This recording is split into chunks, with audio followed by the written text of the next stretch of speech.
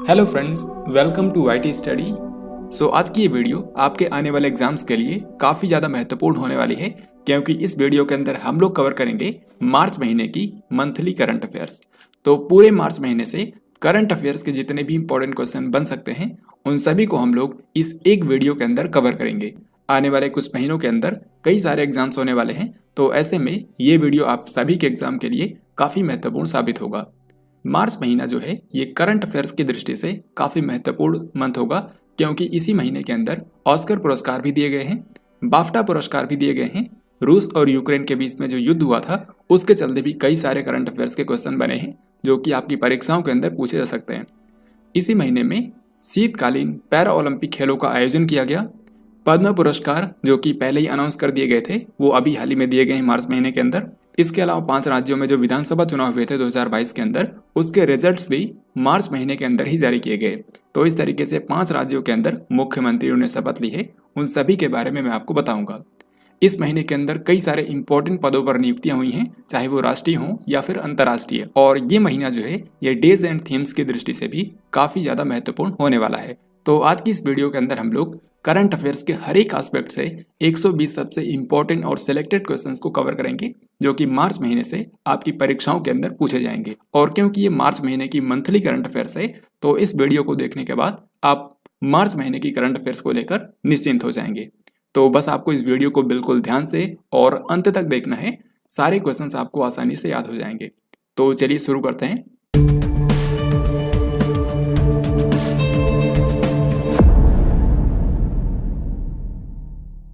तो आज का जो सबसे पहला और काफी महत्वपूर्ण क्वेश्चन है वो यहाँ पर आपसे पूछा गया है कि भारतीय प्रतिभूति और विनिमय बोर्ड यानी कि सेबी की पहली महिला अध्यक्ष कौन बन गई हैं।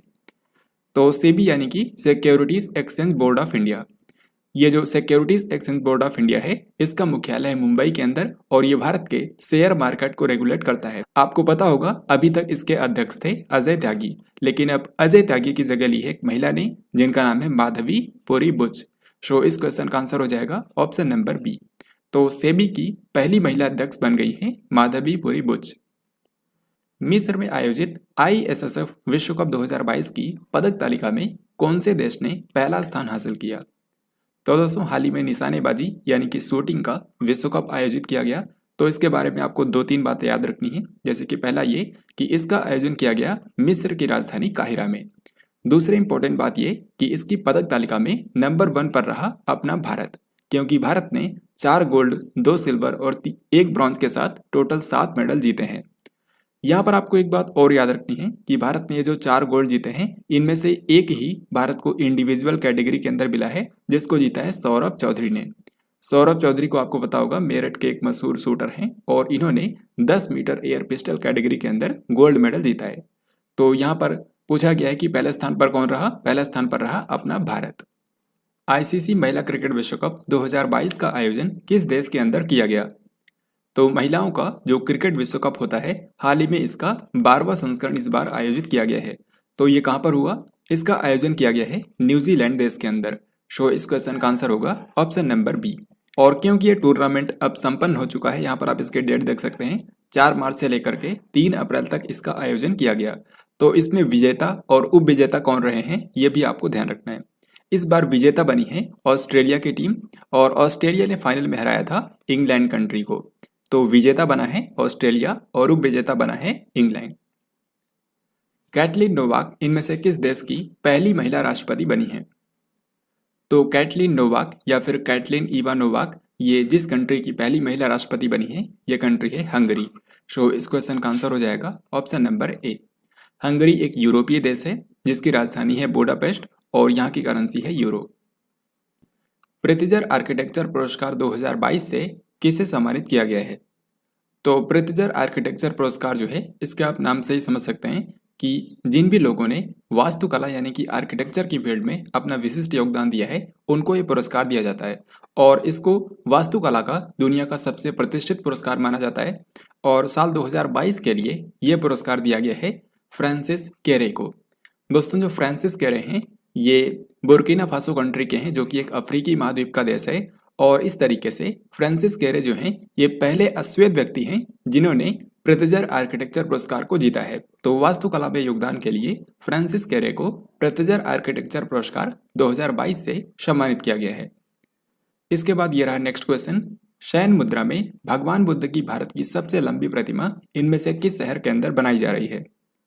तो इसका सही आंसर हो जाएगा ऑप्शन नंबर ए, यानी कि बोध गया बिहार। तो बिहार के बोध गया शहर में, जहां पर आपको पता है महात्मा बुद्ध को ज्ञान की प्राप्ति हुई थी, तो यहीं पर इनकी सबसे लंबी प्रतिमा बनाई जा रही है। यहाँ पर आप इसको देख भी सकते हैं। इसको बुद्धा इंटरनेशनल वेलफेयर मिशन के द्वारा बोध गया बिहार के अंदर बनाया जा रहा है। इस स्टैचू की जो लंबाई होगी वो यहाँ पर आप देख सकते हैं टोटल 100 फीट लंबी होगी और 30 फीट ऊंची होगी। तो ये पूरे भारत की सबसे लंबी प्रतिमा होगी भगवान बुद्ध की। इनमें से किस देश की मशहूर टेनिस खिलाड़ी एश्ले बार्टी ने 25 साल की उम्र में संन्यास की घोषणा कर दी है? तो एश्ले बार्टी का नाम आपने जरूर सुना होगा, क्योंकि ये आज के समय विश्व की नंबर 1 महिला टेनिस खिलाड़ी हैं। और ये कौन सी कंट्री को बिलोंग करती हैं? ये हैं ऑस्ट्रेलिया की। तो यहाँ पर आंसर हो जाएगा ऑप्शन डी। आपको याद होगा इस साल जो टेनिस का पहला ग्रैंड स्लैम टेनिस टूर्नामेंट हुआ था, यानी कि ऑस्ट्रेलियन ओपन, उसमें महिला सिंगल्स का खिताब एश्ले बार्टी ने ही जीता था। तो हाल ही में इन्होंने 25 साल की उम्र में संन्यास की घोषणा कर दी है। 16 मार्च को पंजाब के नए मुख्यमंत्री के रूप में किसने शपथ ली है? तो पंजाब के अंदर इससे पहले तक कांग्रेस पार्टी की सरकार थी, लेकिन इस बार के विधानसभा चुनाव में पंजाब के अंदर आम आदमी पार्टी ने बहुमत हासिल किया है। तो इस तरीके से आम आदमी पार्टी के जो नेता हैं भगवंत मान, इनको पंजाब का नया मुख्यमंत्री बना दिया गया है। सो इस क्वेश्चन का आंसर हो जाएगा ऑप्शन नंबर ए। तो पंजाब के नए मुख्यमंत्री के रूप में शपथ ली है भगवंत मान ने। वैसे जो 5 राज्यों के अंदर विधानसभा चुनाव हुए हैं उन सभी के बारे में मैं आपको इस वीडियो के अंदर आगे बताऊंगा। हाल ही में आरबीआई ने फीचर फोन रखने वाले उपभोक्ताओं को डिजिटल भुगतान के लिए सक्षम बनाने हेतु कौन से यूपीआई सेवा की शुरुआत की है? यानी कि जो कीपैड फोन्स रखने वाले लोग हैं अब वो भी यूपीआई के जरिए पेमेंट कर पाएंगे। बस उनको मैसेज करना है और पेमेंट हो जाएगा। यानी कि फीचर फोन रखने वाले जो लोग हैं वो बगैर इंटरनेट के भी यूपीआई के जरिए पैसे ट्रांसफर कर पाएंगे। तो इस यूपीआई का नाम क्या है? इसका नाम रखा गया है यूपीआई 123 पे। सो this question is very very important. Mahashivratri 2022 के अवसर पर एक साथ 11 लाख से भी अधिक दिए जलाकर इनमें से कौन सा शहर Guinness book of world records में शामिल हो गया है? तो इसका सही आंसर हो जाएगा ऑप्शन नंबर ए, यानी कि उज्जैन। तो उज्जैन जो कि शिव जी के 12 ज्योतिर्लिंगों में से एक है और ये मध्य प्रदेश के अंदर स्थित है। तो उज्जैन में हाल ही में शिप्रा नदी के तट पर इस बार की महाशिवरात्रि के अवसर पर 11 लाख से भी अधिक दिए जलाए गए, जिसके लिए इसका नाम Guinness book of world record में दर्ज किया गया। इससे पहले ये रिकॉर्ड अयोध्या शहर के नाम था, क्योंकि वहां पर दीपावली के अवसर पर लगभग 9 लाख से भी ज्यादा दिए जलाए गए थे। लेकिन अब ये रिकॉर्ड हो गया है उज्जैन शहर के नाम। Next question and very important. संयुक्त राष्ट्र द्वारा जारी विश्व प्रसन्नता सूचकांक 2022 में 146 देशों की रैंकिंग में भारत की रैंक क्या है? तो वर्ल्ड हैप्पीनेस इंडेक्स 2022 जारी हो चुका है और इसको जारी करता है यूनाइटेड नेशंस। तो इस बार के वर्ल्ड हैप्पीनेस इंडेक्स के अंदर टोटल 146 देशों को रैंक किया गया है। तो इनमें से आपको 3 ही कंट्री की रैंक याद रखनी है। सबसे पहले स्थान पर कौन है? तो पहले स्थान पर है फिनलैंड। और दोस्तों जो फिनलैंड है ये लगातार 5वीं बार दुनिया का सबसे खुशहाल देश बना है। फिर अगर हम भारत की बात करें तो यहाँ पर भारत की रैंक है 136। और फिर आखिर में भी पूछा जाता है कि आखिरी स्थान पर कौन रहा? इस बार के हैप्पीनेस इंडेक्स में आखिरी स्थान पर रहा अफगानिस्तान, यानी कि 146 रैंक हासिल की है अफगानिस्तान ने। सो यहाँ पर भारत का पूछा गया है, भारत की रैंक हो जाएगी 136। यहाँ पर आप टॉप कंट्रीज को देख भी सकते हैं। नंबर 1 पर है फिनलैंड, दूसरे पर है डेनमार्क, तीसरे पर आइसलैंड।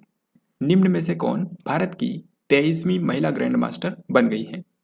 तो शतरंज के अंदर जो ग्रैंड मास्टर का खिताब होता है ये अंतर्राष्ट्रीय शतरंज के लिए जो संस्था है यानी कि फिडे, उसके द्वारा प्रदान किया जाता है। तो अब तक भारत के अंदर 23 महिलाएं ऐसी हैं जिनको ग्रैंड मास्टर का खिताब मिला है। तो जो 23वीं महिला हैं जिनको ग्रैंड मास्टर का खिताब मिला, इनका नाम है प्रियंका नुटकी। सो इस क्वेश्चन का आंसर हो जाएगा ऑप्शन नंबर बी। और जो प्रियंका नुटकी हैं ये आंध्र प्रदेश के विजयवाड़ा से हैं। निम्न में से किस देश के मशहूर खगोल वैज्ञानिक यूजीन न्यूमैन पार्कर का 94 वर्ष की आयु में निधन हो गया है? सही आंसर हो जाएगा ऑप्शन नंबर डी, यानी कि अमेरिका। तो अमेरिका के एक मशहूर खगोल वैज्ञानिक हैं जिन्होंने सोलर फिजिक्स में काफी योगदान दिया है। और आपको पता होगा इसीलिए नासा ने 2018 में जो अपना सोलर मिशन लॉन्च किया था उसका नाम इन्हीं के नाम पर रखा था, पार्कर सोलर प्रोब। तो पार्कर सोलर प्रोब का नाम इन्हीं के नाम पर रखा गया था और अभी इन साइंटिस्ट की डेथ हो गई है। इंडियन सुपर लीग यानी कि ISL 2021-22 का खिताब किस टीम ने जीत लिया है? तो इंडियन सुपर लीग जो है ये फुटबॉल का एक टूर्नामेंट होता है और इसके अंदर इस बार विजेता बनी है हैदराबाद FC। दोस्तों हैदराबाद FC ने पहली बार ये खिताब जीता है और इसने फाइनल में हराया केरल ब्लास्टर्स को। तो विजेता बनी है हैदराबाद FC और उप विजेता है केरल ब्लास्टर्स। देश भर में 1 से लेकर के 7 मार्च तक कौन सा सप्ताह मनाया जाता है? तो जैसा कि आप सभी जानते हैं कि भारतीय जन औषधि परियोजना के अंतर्गत भारत के अंदर जगह जगह पर जन औषधि केंद्र खोले गए हैं, जहां पर सरकार के द्वारा सस्ती और बेहतर क्वालिटी की दवाएं उपलब्ध कराई जाती हैं। तो इन केंद्रों के बारे में लोगों को जागरूक करने के लिए हर साल मार्च महीने के फर्स्ट वीक में यानी कि 1 से लेकर के 7 मार्च तक जन औषधि सप्ताह का आयोजन किया जाता है। तो इस क्वेश्चन का आंसर होगा ऑप्शन नंबर ए। 44वीं फिडे शतरंज ओलंपियाड का आयोजन भारत के किस शहर के अंदर किया जाएगा? तो इसका सही उत्तर हो जाएगा ऑप्शन नंबर ए यानी कि चेन्नई। दोस्तों जो फिडे शतरंज ओलंपियाड टूर्नामेंट होता है ये पहली बार भारत के अंदर आयोजित किया जाएगा।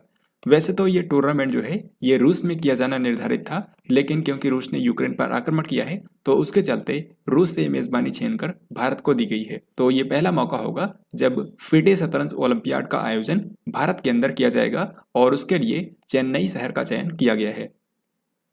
हाल ही में साल 2021 के लिए Skoch state of governance ranking जारी की गई। आपको बताना है कि इसमें कौन से राज्य ने शीर्ष स्थान हासिल किया है। तो जैसा कि इस इंडेक्स के नाम से ही आप समझ सकते हैं, Skoch state of governance ranking यानी कि इसमें भारत के राज्यों को वहां पर कितना अच्छा शासन है इस मामले में रैंक किया जाता है। तो 2021 के लिए ये जो रैंकिंग जारी की गई है इसमें नंबर 1 पर है आंध्र प्रदेश। तो इस क्वेश्चन का आंसर हो जाएगा ऑप्शन नंबर बी। यहाँ पर आप देख भी सकते हैं नंबर 1 पर है आंध्र प्रदेश, दूसरे स्थान पर है पश्चिम बंगाल और तीसरे स्थान पर है ओडिशा। 4 से 13 मार्च तक आयोजित शीतकालीन पैरा ओलंपिक खेल 2022 का आधिकारिक शुभंकर क्या था? तो हाल ही में 4 से लेकर 13 मार्च तक विंटर पैरा ओलंपिक गेम्स 2022 का आयोजन किया गया और ये कहाँ पर हुआ? इसका आयोजन किया गया है चीन की राजधानी बीजिंग में, जहाँ पर 1 महीने पहले विंटर ओलंपिक गेम्स हुए थे। वहीं पर दिव्यांग खिलाड़ियों के लिए विंटर पैरा ओलंपिक गेम्स का भी आयोजन किया गया। तो इसका शुभंकर क्या था? इसका शुभंकर था शुए रॉन रॉन। सो इस क्वेश्चन का आंसर होगा ऑप्शन नंबर डी। तो अगर हम विंटर पैरा ओलंपिक गेम्स 2022 की बात करें तो इसका 13वां संस्करण था और इसका आयोजन किया गया है चीन की राजधानी बीजिंग में। यहाँ पर टोटल 46 देशों ने हिस्सा लिया, हालांकि इसमें भारत ने पार्टिसिपेट नहीं किया है। इस टूर्नामेंट का ऑफिशियल मैस्कट यानी कि आधिकारिक शुभंकर था शुए रॉन रॉन, जिसको यहाँ पर आप देख सकते हैं। और इसका आदर्श वाक्य यानी कि मोटो था together for a shared future. और यहाँ पर आप देख सकते हैं इस विंटर पैरा ओलंपिक गेम्स के अंदर जो पदक तालिका है उसमें नंबर 1 पर है चाइना, क्योंकि चाइना ने टोटल 18 गोल्ड के साथ यहाँ पर सबसे ज़्यादा मेडल जीते हैं। दूसरे नंबर पर रहा यूक्रेन। तो इस बार के विंटर पैरा ओलंपिक गेम्स के बारे में ये कुछ इंपॉर्टेंट पॉइंट्स आपको ध्यान रखने हैं। भारत का पहला 100% महिला स्वामित्व वाला औद्योगिक पार्क इनमें से किस शहर के अंदर खोला गया है? तो इसका सही आंसर हो जाएगा ऑप्शन नंबर डी यानी कि हैदराबाद। तो तेलंगाना की राजधानी हैदराबाद के अंदर फिक्की लेडीज ऑर्गेनाइजेशन के सहयोग से भारत का पहला 100% महिला स्वामित्व वाला औद्योगिक पार्क खोला गया है। भारत का पहला ई वेस्ट इको पार्क इनमें से किस शहर के अंदर स्थापित किया जाएगा? सही आंसर हो जाएगा ऑप्शन नंबर ए यानी कि दिल्ली। तो भारत की राजधानी दिल्ली के अंदर भारत का पहला ई वेस्ट इको पार्क बनाया जाएगा।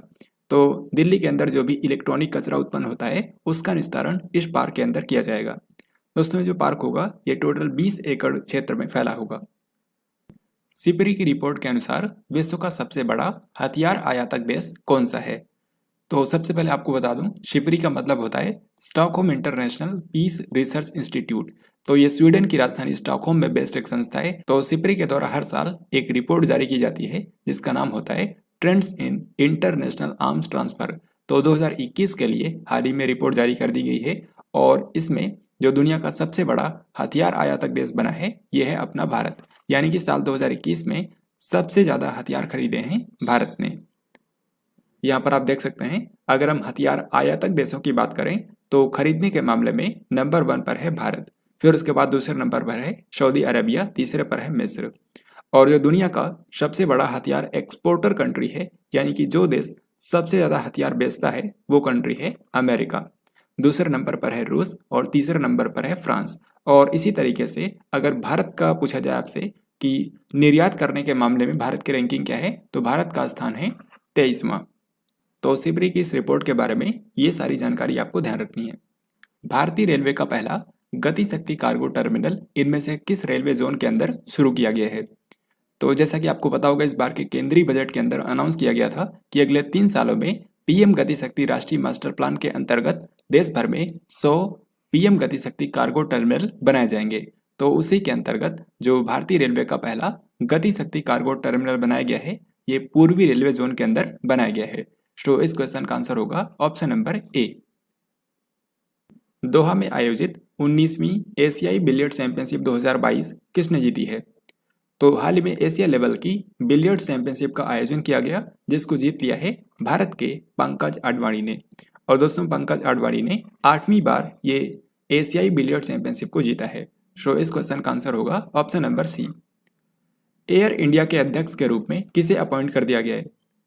तो एयर इंडिया, जिसको टाटा सन्स को 18,000 करोड़ रुपए में बेच दिया गया है, अब इसके अध्यक्ष बने हैं एन चंद्रशेखरन। दोस्तों, एन चंद्रशेखरन जो हैं, ये इस समय टाटा सन्स के भी अध्यक्ष हैं।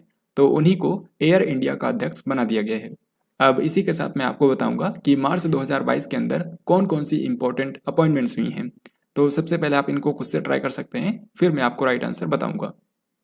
तो जैसा कि अभी मैंने आपको बताया, एयर इंडिया एयरलाइंस के अध्यक्ष बन गए हैं एन चंद्रशेखरन, यानी कि नटराजन चंद्रशेखरन, जिनको इसी साल पद्म भूषण से भी सम्मानित किया गया था। भारतीय बीमा नियामक और विकास प्राधिकरण, यानी कि insurance regulatory and development authority of India, जिसको शॉर्ट में IRDAI के नाम से जानते हैं, इसके नए अध्यक्ष बन गए हैं देबाशीष पांडा। देबाशीष पांडा भारत के पूर्व वित्त सचिव रह चुके हैं। जेट एयरवेज, जो कि एक प्राइवेट एयरलाइंस है, इसके मुख्य कार्यकारी अधिकारी यानी कि CEO बने हैं संजीव कपूर। भारतीय प्रतिभूति और विनिमय बोर्ड यानी कि सेबी, इसकी अध्यक्ष बन गई हैं माधवी पुरीबुच। और जैसा कि मैंने आपको बताया कि ये सेबी की पहली महिला अध्यक्ष बनी हैं। ऑयल इंडिया लिमिटेड, इसके अगले चेयरमैन और मैनेजिंग डायरेक्टर होंगे रंजीत रथ। तो ऑयल इंडिया लिमिटेड के अगले CMD होंगे रंजीत रथ। हालांकि अभी के समय है सुशील चंद्र मिश्रा, जो कि 30 जून तक रहेंगे। टाटा कंसल्टेंसी सर्विसेज यानी कि TCS, जो कि भारत की एक प्रमुख IT कंपनी है, इसके MD और CEO एक बार फिर से बन गए हैं राजेश गोपीनाथन। अभी तक ये इसके MD और CEO थे और एक बार फिर से इनको 5 साल के दूसरे कार्यकाल के लिए चुन लिया गया है। तो ये इस महीने की कुछ इंपॉर्टेंट नियुक्तियां थी जिनके बारे में आपको ध्यान रखना है। इनमें से किस राज्य की सरकार ने कौशल्या मातृत्व योजना शुरू की है? तो कौशल्या मातृत्व योजना जो है, इसको शुरू किया है छत्तीसगढ़ की सरकार ने। सो यहाँ पर आंसर हो जाएगा ऑप्शन बी। इस योजना के अंतर्गत जो राज्य के अंदर माताएं हैं, उनको दूसरी लड़की के जन्म पर 5,000 रुपये दिए जाएंगे। तो याद रखिएगा, कौशल्या मातृत्व योजना को शुरू किया है छत्तीसगढ़ की सरकार ने। हाल ही में भारत सरकार ने अब से किस दिन को राष्ट्रीय डॉल्फिन दिवस के रूप में मनाने की घोषणा की है? सो this question is very very important. अब से हर साल जो 5 अक्टूबर का दिन है, ये राष्ट्रीय डॉल्फिन दिवस के रूप में मनाया जाए। तो डॉल्फिन्स की प्रजातियों के बारे में लोगों को जागरूक करने के लिए ये दिवस डिक्लेयर किया गया है, जो कि अब से हर साल भारत के अंदर 5 अक्टूबर को मनाया जाएगा। नाटो सैन्य अभ्यास कोल्ड रिस्पॉन्स 2022 किस देश के अंदर आयोजित किया गया है? तो कोल्ड रिस्पॉन्स नाम का जो अभ्यास होता है, ये नाटो कंट्रीज का आपस में एक अभ्यास होता है। आप जानते हैं कि नाटो के अंदर टोटल 30 देश इसके सदस्य हैं। तो ये सभी देश इस कोल्ड रिस्पॉन्स नाम के अभ्यास में हिस्सा लेते हैं। इस अभ्यास का आयोजन हर 2 साल में एक बार किया जाता है नॉर्वे कंट्री के अंदर। तो इस बार भी इसका आयोजन नॉर्वे में किया गया है। सो यहाँ पर आंसर हो जाएगा ऑप्शन ए। नाटो की अगर हम बात करें तो ये एक मिलिट्री अलायंस है 30 देशों का। इसका फुल फॉर्म होता है नॉर्थ अटलांटिक ट्रीटी ऑर्गेनाइजेशन। इसका मुख्यालय बेल्जियम की राजधानी ब्रुसेल्स में है और अभी के समय इसके जो महासचिव हैं वो नॉर्वे कंट्री के ही हैं। उनका नाम है जेंस स्टोल्टनबर्ग।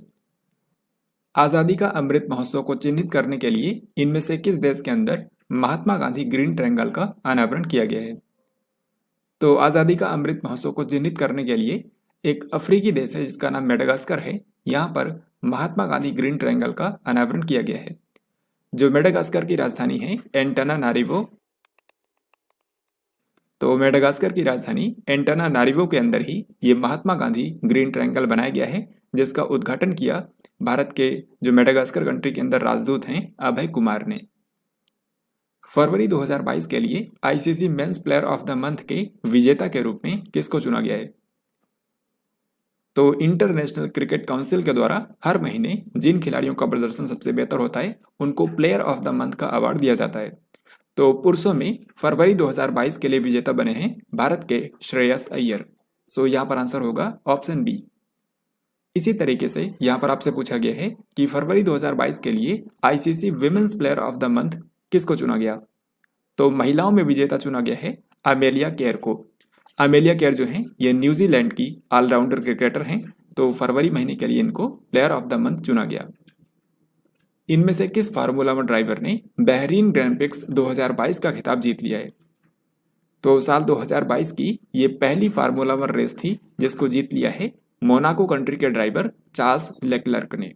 सो यहाँ पर आंसर होगा ऑप्शन नंबर बी। तो साल की पहली फार्मूला वन रेस जीती है चार्ल्स लेक्लर्क ने, जो कि मोनाको कंट्री के हैं और ये फेरारी कंपनी की कार ड्राइव करते हैं। वैसे मार्च महीने में इसके अलावा एक अन्य फार्मूला वन रेस हुई थी, यानी कि साल की दूसरी फार्मूला वन रेस, जिसका नाम था सऊदी अरब ग्रैंड प्रिक्स, और उसको जीता था मैक्स वर्स्तापन ने। आपको याद होगा मैक्स वर्स्तापन जो है इन्होंने ही साल 2021 के अंदर फार्मूला वन के वर्ल्ड चैंपियन बने थे। 25 मार्च को उत्तर प्रदेश के मुख्यमंत्री के रूप में लगातार दूसरे कार्यकाल के लिए किसने शपथ ली है? तो यूपी की यहाँ पर बात हो रही है। यूपी के अंदर एक बार फिर से मुख्यमंत्री बन गए हैं योगी आदित्यनाथ, क्योंकि इस साल जो यूपी के अंदर विधानसभा चुनाव हुए थे वहां पर भारतीय जनता पार्टी ने बहुमत हासिल किया था। तो इस क्वेश्चन का आंसर होगा योगी आदित्यनाथ। फिर अगला सवाल यहाँ पर आपसे पूछा गया है कि 25 मार्च को उत्तर प्रदेश के उप मुख्यमंत्री के रूप में किसने शपथ ली है? तो यूपी के अंदर मुख्यमंत्री बने हैं योगी आदित्यनाथ, बाकी दो लोगों को यहाँ पर डिप्टी चीफ मिनिस्टर यानी कि उप मुख्यमंत्री बनाया गया है। तो ये दो लोग कौन हैं? ब्रजेश पाठक और केशव प्रसाद मौर्य। सो करेक्ट आंसर होगा ए और बी दोनों, यानी कि ऑप्शन नंबर सी। हाल ही में किस राज्य की सरकार ने महिलाओं के लिए सुषमा स्वराज पुरस्कार की घोषणा की है? सही उत्तर होगा ऑप्शन बी, यानी कि हरियाणा। तो हरियाणा की सरकार ने सुषमा स्वराज के नाम पर एक पुरस्कार की शुरुआत की है, जो कि ऐसी महिलाओं को दिया जाएगा जिन्होंने अपने अपने क्षेत्रों में विशिष्ट उपलब्धि हासिल की है। तो सुषमा स्वराज के बारे में आप जानते होंगे, ये भारत की पूर्व विदेश मंत्री थी और ये एक बीजेपी लीडर थी। तो इन्हीं के नाम पर हरियाणा की सरकार ने ये पुरस्कार की शुरुआत की है। इस अवार्ड के अंदर एक सर्टिफिकेट दिया जाएगा, साथ ही 5 लाख रुपए नकद पुरस्कार दिए जाएंगे। तो इसमें जो पुरस्कार राशि है वो 5 लाख रुपए दिए जाएंगे। निम्न में से किस बॉलीवुड अभिनेत्री को टाइम 100 इम्पैक्ट अवार्ड 2022 के पुरस्कार विजेताओं में से एक के रूप में नामित किया गया है? तो दोस्तों ये जो टाइम 100 इम्पैक्ट अवार्ड है ये इसी साल शुरू किया गया है, यानी कि इस साल इसका पहला संस्करण हाल ही में आयोजित किया गया। तो इसके अंदर टोटल 7 लोगों को विजेता चुना गया है, जिनमें से एक भारत की बॉलीवुड अभिनेत्री भी हैं जिनका नाम है दीपिका पादुकोण। सो यहाँ पर आंसर हो जाएगा ऑप्शन नंबर डी। इनको पुरस्कार क्यों दिया गया है? क्योंकि इन्होंने मानसिक स्वास्थ्य से जुड़ी समस्याओं के बारे में लोगों को जागरूक किया है। तो मेंटल हेल्थ अवेयरनेस के लिए दीपिका पादुकोण को टाइम 100 इम्पैक्ट अवार्ड 2022 से सम्मानित किया गया है। नीति आयोग द्वारा जारी निर्यात तैयारी सूचकांक 2021 में कौन से राज्य ने शीर्ष स्थान हासिल किया है? तो सबसे पहला सवाल आपके एग्जाम में ये पूछा जा सकता है कि निर्यात तैयारी सूचकांक यानी कि जो एक्सपोर्ट प्रिपेयर्डनेस इंडेक्स होता है, इसको कौन सी संस्था के द्वारा जारी किया जाता है? तो इसको जारी करता है नीति आयोग। नीति आयोग वैसे और भी कई सारे इंडेक्सेस जारी करता है नेशनल लेवल पर, तो उसी तरीके से एक्सपोर्ट प्रिपेयर्डनेस इंडेक्स हाल ही में जारी किया गया है। ये इसका दूसरा संस्करण है और दोनों ही बार जो विजेता बना है ये है गुजरात, यानी कि निर्यात को लेकर तैयारी के मामले में जो भारत का नंबर 1 राज्य है ये है गुजरात। यहाँ पर आप देख सकते हैं, अगर हम समग्र रैंकिंग की बात करें तो ओवरऑल यहाँ पर जो राज्य नंबर 1 है ये है गुजरात। गुजरात के बाद दूसरे स्थान पर है महाराष्ट्र, तीसरे स्थान पर है कर्नाटक, चौथे पर है तमिलनाडु। और आप देख सकते हैं जो टॉप 4 भारत के स्टेट्स हैं एक्सपोर्ट प्रिपेयर्डनेस के मामले में, वो सभी के सभी भारत के तटवर्ती राज्य हैं। तो यहाँ पर जो तटवर्ती राज्य हैं उनकी परफॉर्मेंस काफ़ी बेहतर है। भारतीय रिजर्व बैंक यानी कि आरबीआई ने इनमें से किस पेमेंट्स बैंक को तत्काल प्रभाव से नए खाते खोलने पर रोक लगा दी है? यानी कि आपको बताना है इनमें से उस पेमेंट्स बैंक का नाम जो कि अब नए कस्टमर्स को नहीं जोड़ पाएगी, क्योंकि इसको हाल ही में आरबीआई ने नए खाते खोलने से रोक लगा दी है। तो ये है पेटीएम पेमेंट्स बैंक।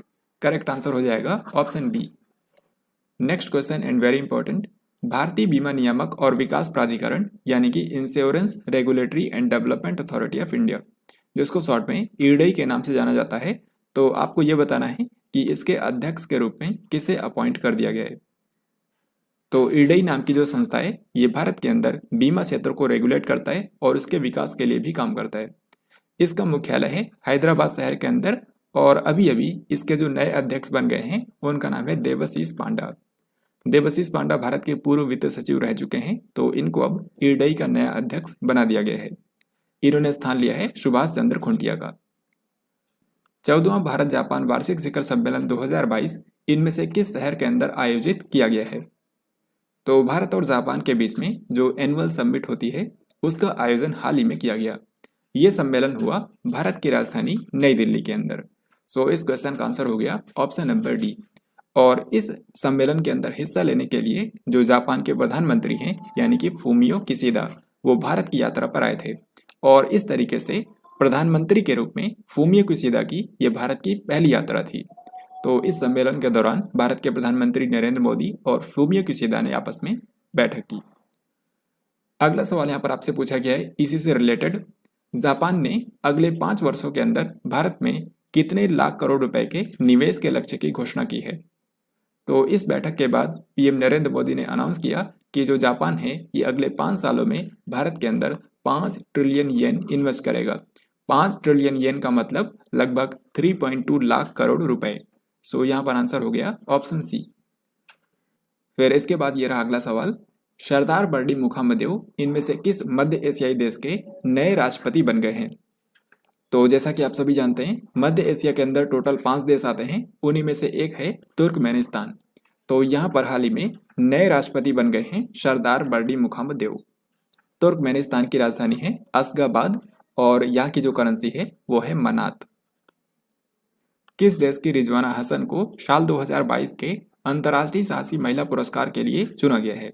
तो अंतर्राष्ट्रीय साहसी महिला पुरस्कार यानी कि international women of courage award, ये अमेरिकी विदेश विभाग के द्वारा ऐसी महिलाओं को दिया जाता है जिन्होंने अपने कम्युनिटी में बदलाव लाने के लिए साहसपूर्ण कार्य किया है। तो साल 2022 के लिए दुनिया भर से टोटल 12 महिलाओं को चुना गया। इन 12 में से एक बांग्लादेश की एनवायरमेंटल लॉयर भी हैं जिनका नाम है रिजवाना हसन। तो इन्होंने पर्यावरण क्षेत्र के संरक्षण के लिए काफी काम किया है, जिसके चलते इनको पुरस्कार विजेताओं में से एक के रूप में चुना गया है। तो यहाँ पर आंसर हो जाएगा बांग्लादेश। हाल ही में लॉन्च पुस्तक रिस्ट अस्योर्ड एन ऑटोबायोग्राफी ये किस पूर्व क्रिकेटर की आत्मकथा है? सही उत्तर होगा जी.आर. विश्वनाथ।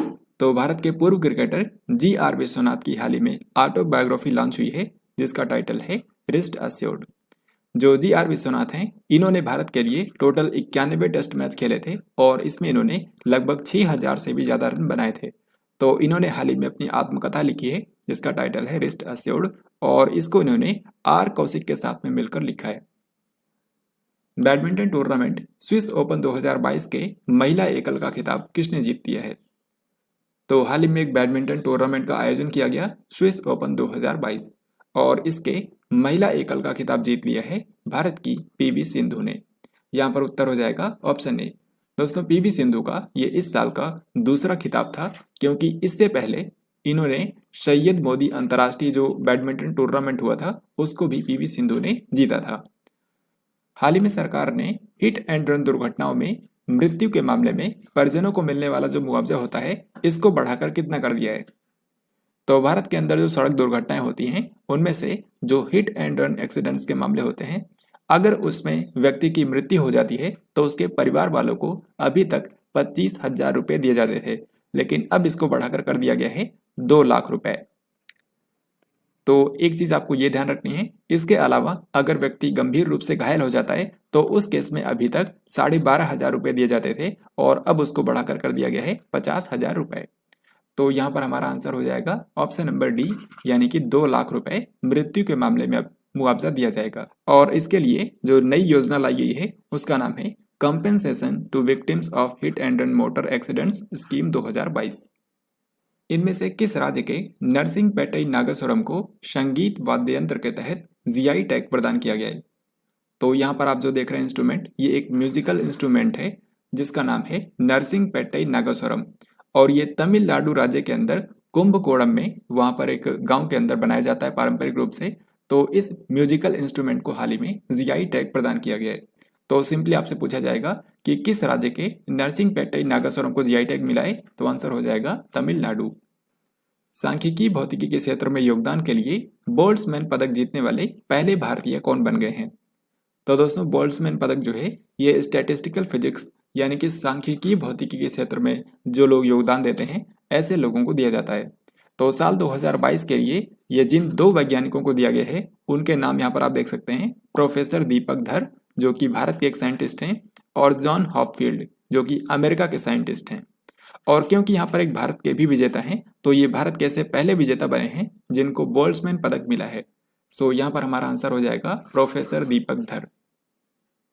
संयुक्त राष्ट्र द्वारा जारी एसडीजी सूचकांक 2021 में भारत कौन से स्थान पर है?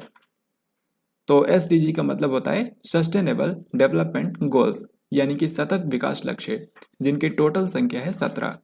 तो सतत विकास लक्ष्यों को हासिल करने के मामले में जो दुनिया भर के देश प्रयत्न कर रहे हैं उसका आकलन करने के लिए यूनाइटेड नेशन के द्वारा ये इंडेक्स जारी किया जाता है। तो साल 2021 के लिए ये जो हाल ही में इंडेक्स जारी हुआ है, इसमें यूनाइटेड नेशंस के जो सभी मेंबर कंट्रीज हैं 193 देश, सभी को यहाँ पर शामिल किया गया। इन 193 देशों में से भारत का स्थान है 120वां। सो करेक्ट आंसर हो जाएगा ऑप्शन नंबर सी। हालांकि पिछले बार भारत की रैंक 117 थी, तो इस बार भारत 3 पायदान पीछे चला गया है।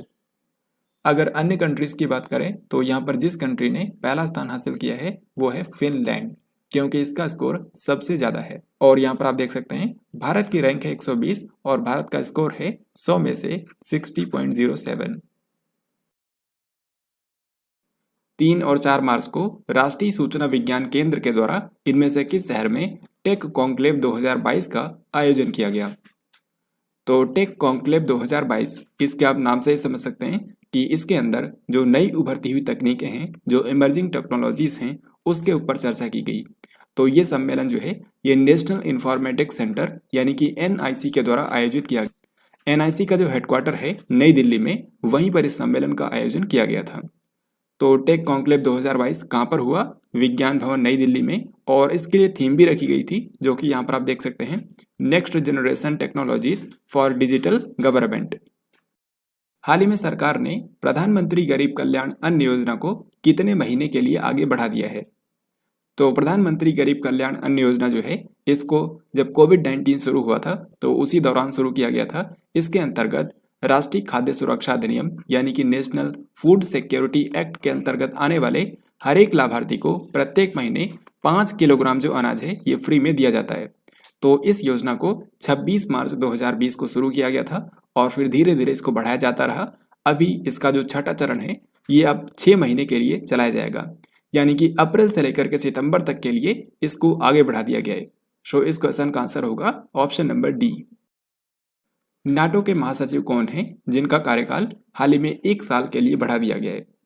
तो अगर आपने इस वीडियो को ध्यान से देखा होगा तो ऑलरेडी मैंने आपको बताया है, नॉर्वे के पूर्व प्रधानमंत्री जेंस स्टोल्टेनबर्ग ये साल 2014 में नाटो के महासचिव बने थे और हाल ही में इनका कार्यकाल 1 साल के लिए बढ़ा दिया गया है। सो करेक्ट आंसर होगा option B. Prime Volleyball League यानी कि पीवीएल के पहले सीजन का खिताब किस टीम ने जीत लिया है? तो दोस्तों, जिस तरीके से क्रिकेट के अंदर आईपीएल होता है उसी तरीके से वॉलीबॉल स्पोर्ट के अंदर एक टूर्नामेंट शुरू किया गया है, प्राइम वॉलीबॉल लीग यानी कि पीवीएल। तो इसका जो पहला सीजन हुआ है इसको जीत लिया है कोलकाता थंडरबोल्ट्स ने। सो इस क्वेश्चन का आंसर होगा ऑप्शन बी।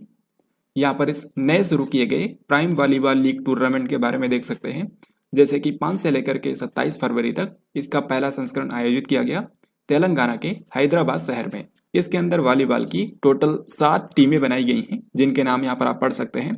और इसमें कोलकाता थंडरबोल्ट्स ने इस टूर्नामेंट को जीत लिया है। इसने फाइनल में हराया था अहमदाबाद डिफेंडर्स को।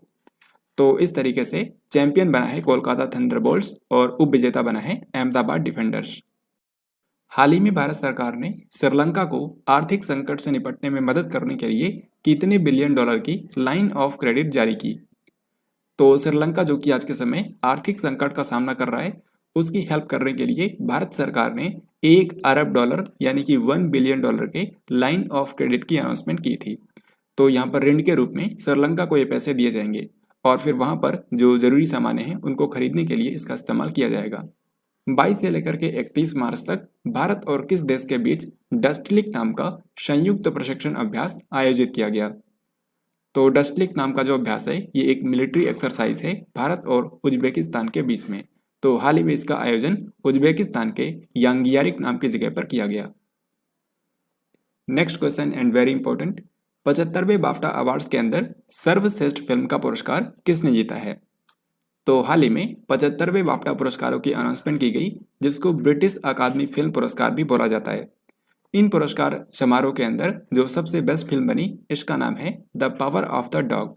सो करेक्ट आंसर हो जाएगा ऑप्शन नंबर डी। जैसे कि आप देख सकते हैं, सर्वश्रेष्ठ फिल्म इस बार बनी है the power of the dog, और इसी फिल्म की जो डायरेक्टर हैं जेन कैंपियन, इनको सर्वश्रेष्ठ निर्देशक का पुरस्कार मिला। फिर इसके अलावा बेस्ट एक्टर बने हैं विल स्मिथ, बेस्ट एक्ट्रेस का पुरस्कार मिला है जोआना स्कैनलन को। देन इसके बाद बेस्ट सपोर्टिंग एक्टर का पुरस्कार दिया गया है ट्रॉय कोट्सुर को, कोडा नाम की फिल्म में इनके अभिनय के लिए। फिर बेस्ट सपोर्टिंग एक्ट्रेस का पुरस्कार दिया गया है एरियाना डेबोस को। और फिर आखिर में आपको याद रखना है ये दो अन्य categories, best animated feature film बनी है एनकैंटो, और बेस्ट नॉन इंग्लिश फिल्म का पुरस्कार मिला है ड्राइव माई कार को। जो ड्राइव माई कार फिल्म है ये जापान की मूवी है, तो इसको इस बार बेस्ट नॉन इंग्लिश फिल्म का पुरस्कार मिला। तो बाफ्टा पुरस्कारों के अंदर इन सभी इंपॉर्टेंट कैटेगरीज के विनर्स के नाम आपको याद रखने हैं। 70वीं मिस वर्ल्ड प्रतियोगिता 2021 का खिताब किसने अपने नाम कर लिया है? तो 2021 की जो 70वीं मिस वर्ल्ड प्रतियोगिता हाल ही में हुई है, इसकी विजेता बनी है कैरोलिना बिलावस्का। तो मिस वर्ल्ड 2021 का खिताब जीता है कैरोलिना बिलावस्का ने, जो कि है पोलैंड कंट्री की। यहाँ पर आपको ये भी याद रखना है कि इस बार जो 70वीं मिस वर्ल्ड प्रतियोगिता हुई है, इसका आयोजन किया गया था प्यूर्टो रिको के सैन जुआन नाम के शहर में। प्यूर्टो रिको के सैन जुआन में इसका आयोजन किया गया। हरियाणा के किस शहर में 35वां सूरजकुंड अंतर्राष्ट्रीय शिल्प मेला आयोजित किया गया? तो सूरजकुंड अंतर्राष्ट्रीय शिल्प मेला जो होता है ये एक ही जगह पर हर साल लगता है, हरियाणा के फरीदाबाद में। तो इस बार भी हरियाणा के फरीदाबाद में इसका आयोजन किया गया। अगर आपसे पूछें कि इसका उद्घाटन किसने किया, तो इसका उद्घाटन किया था हरियाणा के जो मुख्यमंत्री और राज्यपाल हैं, यानी कि मुख्यमंत्री मनोहर लाल खट्टर और राज्यपाल बंडारू दत्तात्रेय, दोनों लोगों ने संयुक्त रूप से इसका उद्घाटन किया। इस बार के सूरजकुंड अंतर्राष्ट्रीय शिल्प मेले का जो भागीदार देश था, यानी कि पार्टनर कंट्री, वो था उज्बेकिस्तान।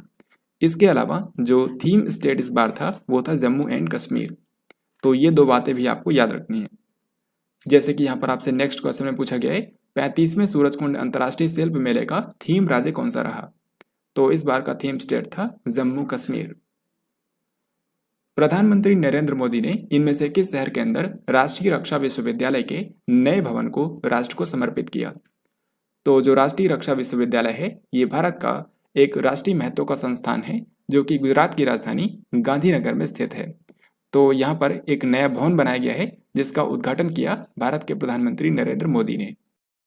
6 क्रिकेट विश्व कप में भाग लेने वाली पहली महिला क्रिकेटर कौन बन गई है? तो इसका सही उत्तर होगा मिताली राज, क्योंकि भारत की जो महिला क्रिकेट टीम की कप्तान है मिताली राज, इन्होंने हाल ही में एक रिकॉर्ड बनाया है कि ये 6 विश्व कप के अंदर भाग लेने वाली पहली महिला क्रिकेटर बन गई हैं। सन 2000 से लेकर के 2022 तक, यानी कि लगातार ये जो 6 वर्ल्ड कप हुए हैं, इन सभी वर्ल्ड कप में इन्होंने हिस्सा लिया और इस तरीके से ये विश्व की पहली महिला क्रिकेटर बनी है जिन्होंने 6 वर्ल्ड कप के अंदर पार्टिसिपेट किया।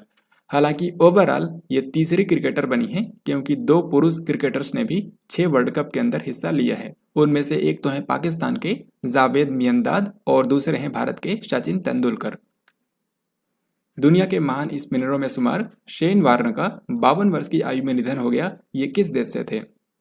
तो शेन वार्न, जिनको स्पिन का जादूगर कहा जाता है, ये ऑस्ट्रेलिया के मशहूर क्रिकेटर थे जिनकी हाल ही में डेथ हो गई है। सो इस क्वेश्चन का आंसर होगा ऑस्ट्रेलिया। इन्होंने ऑस्ट्रेलिया के लिए टेस्ट मैचेस में सबसे ज़्यादा विकेट लिए थे। यहाँ पर आप देख सकते हैं, इन्होंने टेस्ट मैचेस में ऑस्ट्रेलिया के लिए 145 मैच खेले, 3154 रन बनाए और 708 विकेट लिए। ओडीआई मैचेस के अंदर 194 मैच खेलकर 293 विकेट लिए। तो शेन वार्न की हाल ही में डेथ हो गई है। अब इसी के साथ मैं आपको बताऊंगा कि मार्च 2022 के महीने में किन इंपॉर्टेंट विदेशी व्यक्तियों की डेथ हुई है जिनके बारे में आपके एग्जाम में पूछा जा सकता है। तो ये तो मैंने आपको बता ही दिया कि दुनिया के महान स्पिनरों में शुमार ऑस्ट्रेलिया के मशहूर क्रिकेटर शेन वार्न का निधन हो गया। जीआईएफ प्रारूप के निर्माता अमेरिकी कंप्यूटर साइंटिस्ट स्टीफन विलवाइट का निधन हो गया। इमेज का एक फॉर्मेट होता है GIF, जिसका मतलब होता है ग्राफिक्स इंटरचेंज फॉर्मेट। तो इस फॉर्मेट को बनाने वाले साइंटिस्ट थे स्टीफन विलवाइट, जिनका हाल ही में निधन हो गया है। सौर भौतिकी में योगदान देने वाले अमेरिकी खगोल वैज्ञानिक यूजीन न्यूमैन पार्कर, जिनका नाम पर पार्कर सोलर प्रोब का नाम रखा गया था, इनकी भी हाल ही में डेथ हो गई है। बांग्लादेश के पूर्व राष्ट्रपति और बांग्लादेश के पूर्व मुख्य न्यायाधीश शहाबुद्दीन अहमद, इनकी भी हाल ही में डेथ हो गई है। और फिर आखिर में है बेस्ट एक्टर का ऑस्कर पुरस्कार जीतने वाले अमेरिकी अभिनेता विलियम हर्ट का निधन हो गया। तो ये जो 5 फॉरेन पर्सन्स हैं जिनकी मार्च महीने में डेथ हुई है, इन सभी के बारे में आपको याद रखना है। अब इस क्वेश्चन में आपको बताना है कि जो एशियाई क्रिकेट परिषद है यानी कि एशियन क्रिकेट काउंसिल, इसके अध्यक्ष जय शाह का कार्यकाल कितने वर्ष के लिए बढ़ा दिया गया है।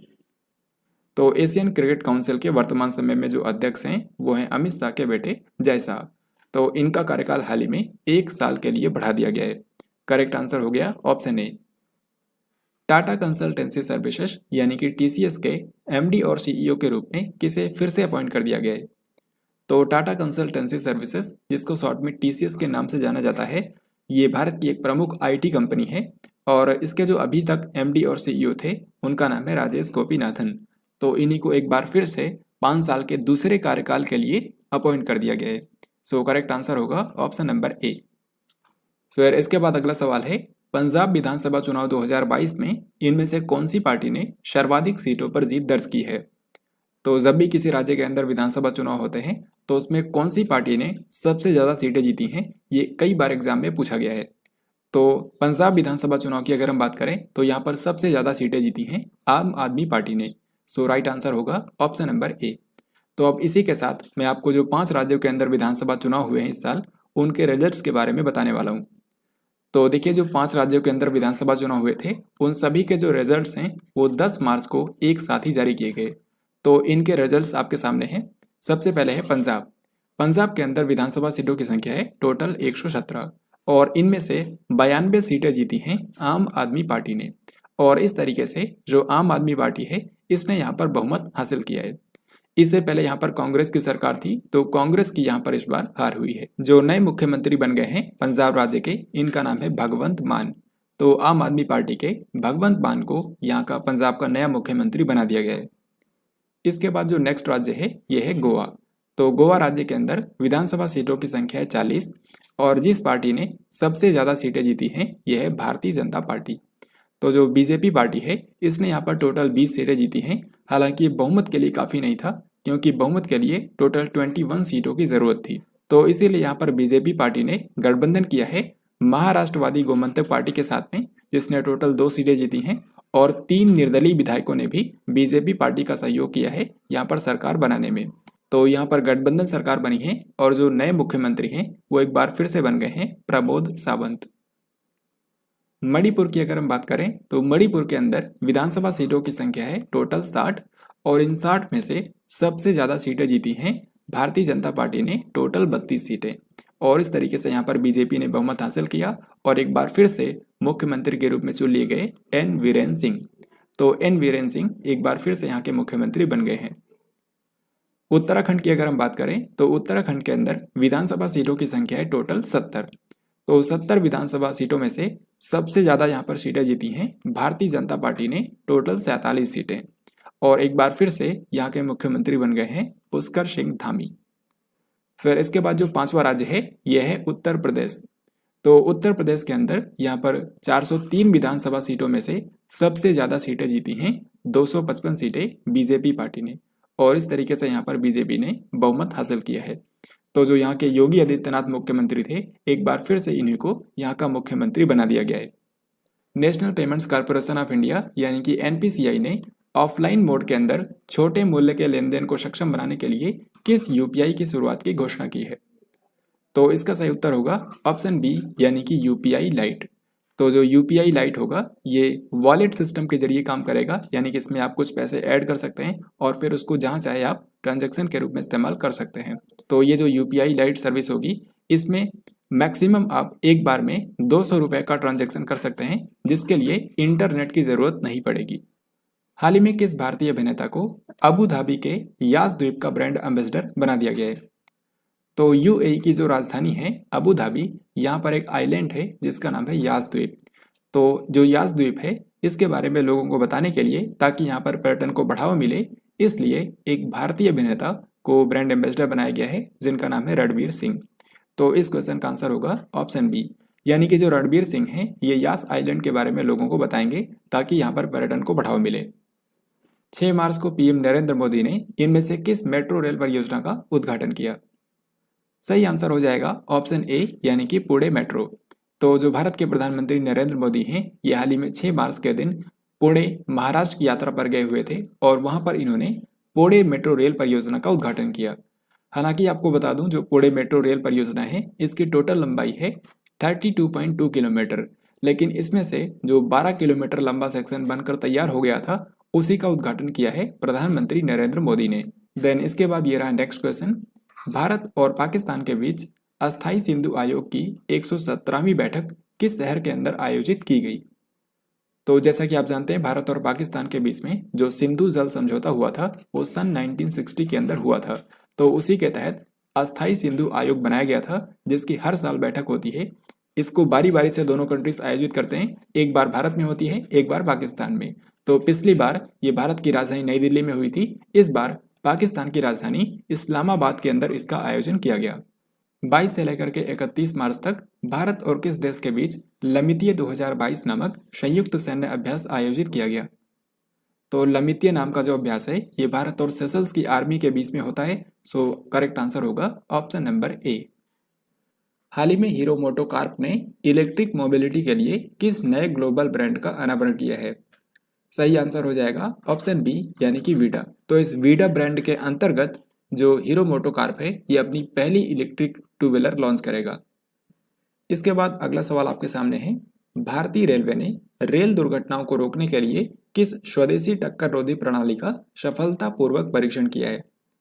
यानी कि भारतीय रेलवे ने indigenous automatic anti collision system को विकसित किया है, यानी कि अगर दो ट्रेनें एक ही ट्रैक पर आमने सामने आ जाएंगी तो वो सुरक्षित दूरी पर अपने आप ही रुक जाएंगी। तो भारत के अंदर ही स्वदेशी तकनीक से यह जो automatic anti collision system launch किया गया है इसको नाम दिया गया है कवच। सो इस क्वेश्चन का हमारा आंसर हो जाएगा ऑप्शन नंबर बी। और भारतीय रेलवे ने कहा है कि यह विश्व की सबसे सस्ती एंटी कोलिजन सिस्टम है। 31वें दक्षिण पूर्व एशियाई खेल का आयोजन 12 से लेकर के 23 मई तक किस देश के अंदर किया जाएगा? तो 31 जो साउथ ईस्ट एशियन गेम्स होंगे इनका आयोजन किया जाएगा वियतनाम की राजधानी हनोई में, और इसमें साउथ ईस्ट एशिया के 11 कंट्रीज हिस्सा लेंगे। उपन्यास हम यहाँ थे के लिए साल 2021 का 31वां बिहारी पुरस्कार किसको प्रदान किया गया? तो बिहारी पुरस्कार जो होता है ये के बिरला फाउंडेशन द्वारा शुरू किया गया था और ये राजस्थानी लेखकों को दिया जाता है। साल 2021 के लिए जो 31वां बिहारी पुरस्कार है ये दिया गया है मधु कांकरिया को। सो यहाँ पर उत्तर होगा ऑप्शन बी। मधु कांकरिया के जिस उपन्यास के लिए मिला है इनका नाम है हम यहाँ थे। IQ एयर द्वारा जारी विश्व वायु गुणवत्ता रिपोर्ट 2021 के अनुसार दुनिया का सबसे प्रदूषित शहर कौन सा है? तो जो IQ एयर नाम की संस्था है ये स्विट्जरलैंड के अंदर बेस्ड है और इसी के द्वारा हर साल वर्ल्ड एयर क्वालिटी रिपोर्ट जारी की जाती है। 2021 के लिए जो हाल ही में रिपोर्ट जारी हुई इसमें बताया गया कि साल 2021 के अंदर विश्व का सबसे प्रदूषित शहर रहा भारत का भिवाड़ी। भिवाड़ी राजस्थान के अंदर है तो इसको दुनिया का सबसे प्रदूषित शहर बताया गया है। आप इस रिपोर्ट के अंदर देख सकते हैं जो विश्व के सबसे वायु प्रदूषित शहर हैं उनमें से नंबर 1 पर है भिवाड़ी, दूसरे स्थान पर है गाजियाबाद जो कि यूपी में है, तीसरे स्थान पर है चाइना का होतन शहर और फिर चौथे स्थान पर है भारत की राजधानी दिल्ली।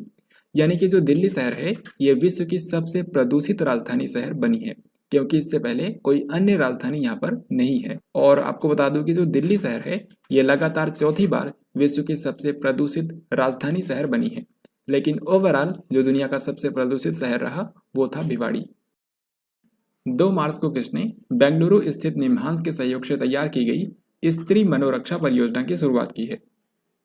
तो सही आंसर हो जाएगा ऑप्शन बी यानी कि स्मृति ईरानी।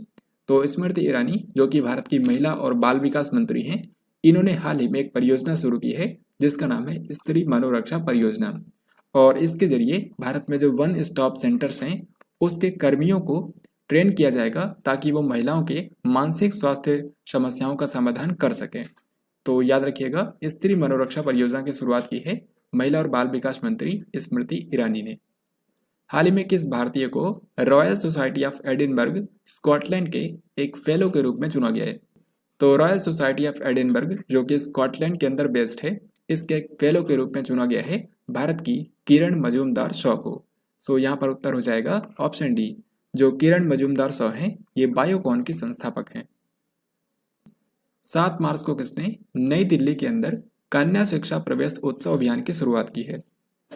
तो कन्या शिक्षा प्रवेश उत्सव अभियान क्या है? इसके अंतर्गत 11 से लेकर के 14 साल तक की वो लड़कियां जिन्होंने स्कूल को बीच में ही छोड़ दिया था, उनको फिर से स्कूल में पहुंचाया जाएगा। तो कन्या शिक्षा प्रवेश उत्सव जो है, इसकी शुरुआत की है महिला और बाल विकास मंत्री स्मृति ईरानी ने। सो यहाँ पर उत्तर होगा ऑप्शन बी। यहाँ पर आपको याद रखना है कि इस अभियान को भारत सरकार के महिला और बाल विकास मंत्रालय ने शिक्षा मंत्रालय और यूनिसेफ के साथ में मिलकर शुरू किया है। 200 अंतर्राष्ट्रीय एक दिवसीय मैच खेलने वाली विश्व की दूसरी महिला क्रिकेटर कौन बन गई हैं? तो इसका सही आंसर होगा ऑप्शन डी यानी कि झूलन गोस्वामी। तो जो झूलन गोस्वामी हैं, इन्होंने हाल ही में 200 ओडीआई मैच कंप्लीट किए हैं और ऐसा करने वाली ये विश्व की दूसरी महिला क्रिकेटर बन गई हैं। इनसे पहले सिर्फ एक ही महिला क्रिकेटर ने 200 से ज़्यादा ओडीआई मैच खेले हैं और वो हैं भारत की मिताली राज, क्योंकि मिताली राज ने 232 ओडीआई मैच खेले हैं। किस देश के मशहूर गोल्फर टाइगर वुड्स को world golf hall of fame में 2022 के लिए शामिल किया गया? तो दोस्तों, जो टाइगर वुड्स हैं, ये अमेरिका के एक मशहूर गोल्फर हैं और आज तक के इतिहास के ये सबसे महानतम गोल्फ खिलाड़ियों में से एक हैं। तो हाल ही में साल 2022 के लिए इनको world golf hall of fame में शामिल किया गया। तो ये कौन से देश से हैं? ये हैं अमेरिका से। फिर अगला सवाल आपसे पूछा गया है कि 23 मार्च को उत्तराखंड के नए मुख्यमंत्री के रूप में किसने शपथ ली है? तो उत्तराखंड राज्य के अंदर बीजेपी ने बहुमत हासिल किया है और एक बार फिर से यहाँ के मुख्यमंत्री बन गए हैं पुष्कर सिंह धामी। सो करेक्ट आंसर हो जाएगा ऑप्शन नंबर डी। फिर इसके बाद ये रहा अगला सवाल और ये क्वेश्चन भी काफ़ी ज़्यादा महत्वपूर्ण है। आपको बताना है कि भारत के किस पूर्व क्रिकेटर को मालदीव सरकार के द्वारा स्पोर्ट्स आइकन पुरस्कार से सम्मानित किया गया? तो मालदीव कंट्री के अंदर जो मालदीव स्पोर्ट्स अवार्ड दिए जाते हैं, उसमें इस साल एक भारतीय क्रिकेटर को सम्मानित किया गया है जिनका नाम है सुरेश रैना। तो इनकी क्रिकेट में इनकी उपलब्धियों को देखते हुए इनको ये सम्मान मालदीव सरकार के द्वारा दिया गया है। 4 मार्च 2022 को भारत के किस पूर्व सेना प्रमुख का 88 वर्ष की आयु में निधन हो गया है? तो भारतीय आर्मी के पूर्व चीफ जिनका नाम था SF Rodrigues, general SF Rodrigues, हाल ही में इनकी डेथ हो गई है। इन्होंने सन 1990 से लेकर के 93 के बीच में भारतीय सेना के प्रमुख के रूप में कार्य किया। इसके अलावा ये सन 2004 से लेकर के 2010 तक पंजाब के राज्यपाल भी रहे। तो इनकी हाल ही में डेथ हो गई है। तो मार्च महीने के अंदर भारत के जिन पर्सनालिटीज़ की डेथ हुई है, जिनके बारे में आपके एग्जाम में क्वेश्चन बन सकते हैं, उनमें से एक मैंने आपको बताया, भारत के पूर्व सेना प्रमुख और पंजाब के पूर्व राज्यपाल जनरल SF रॉड्रिक्स का निधन हो गया। आंध्र प्रदेश की पूर्व राज्यपाल और ये आंध्र प्रदेश की दूसरी महिला राज्यपाल थी, तो इनका नाम है कुमुदबेन जोशी। इनकी भी हाल ही में डेथ हो गई। भारत के पूर्व मुख्य न्यायाधीश रमेश चंद्र लोहाटी, जिनको शॉर्ट में RC लोहाटी भी कहा जाता है, तो ये भारत के पूर्व मुख्य न्यायाधीश थे। इनकी हाल ही में डेथ हो गई। बंगाली फिल्म उद्योग के प्रसिद्ध अभिनेता अभिषेक चटर्जी का 58 वर्ष की आयु में निधन हो गया। तो बंगाली फिल्म उद्योग के मशहूर अभिनेता थे अभिषेक चटर्जी, जिनकी हाल ही में डेथ हो गई। भारत का पहला आर्टिफिशियल इंटेलिजेंस और रोबोटिक्स टेक्नोलॉजी पार्क इनमें से किस शहर के अंदर लॉन्च किया गया? तो दोस्तों, देश का पहला आर्टिफिशियल इंटेलिजेंस और रोबोटिक्स टेक्नोलॉजी पार्क, जिसको शॉर्ट में आर्ट पार्क बोला जाता है, ये लॉन्च किया गया है कर्नाटक की राजधानी बेंगलुरु के अंदर। सो इसका सही उत्तर होगा ऑप्शन नंबर ए। अब इस वाले क्वेश्चन में आपको बताना है कि भारत का पहला मेडिकल सिटी, जिसका नाम दिया गया है इंद्रायणी मेडिसिटी, ये किस शहर के अंदर स्थापित किया जाएगा? तो सही आंसर होगा ऑप्शन बी, यानी कि पुणे, महाराष्ट्र। तो महाराष्ट्र के पुणे शहर के अंदर भारत की पहली मेडिकल सिटी की स्थापना की जाएगी, जिसका नाम होगा इंद्रायणी मेडिसिटी। और ये भारत का पहला ऐसा शहर होगा जहाँ पर एक ही छत के नीचे सभी प्रकार के उपचार उपलब्ध होंगे। तो ये शहर कहाँ पर बनेगा, ये आपको ध्यान रखना है। ये पुणे महाराष्ट्र के अंदर बनाया जाएगा और ये 300 एकड़ क्षेत्र में फैला होगा। 16 मार्च को कमीशन किए गए अपतटीय गश्ती पोत ICGS सक्षम को कौन से शिपयार्ड ने बनाया है?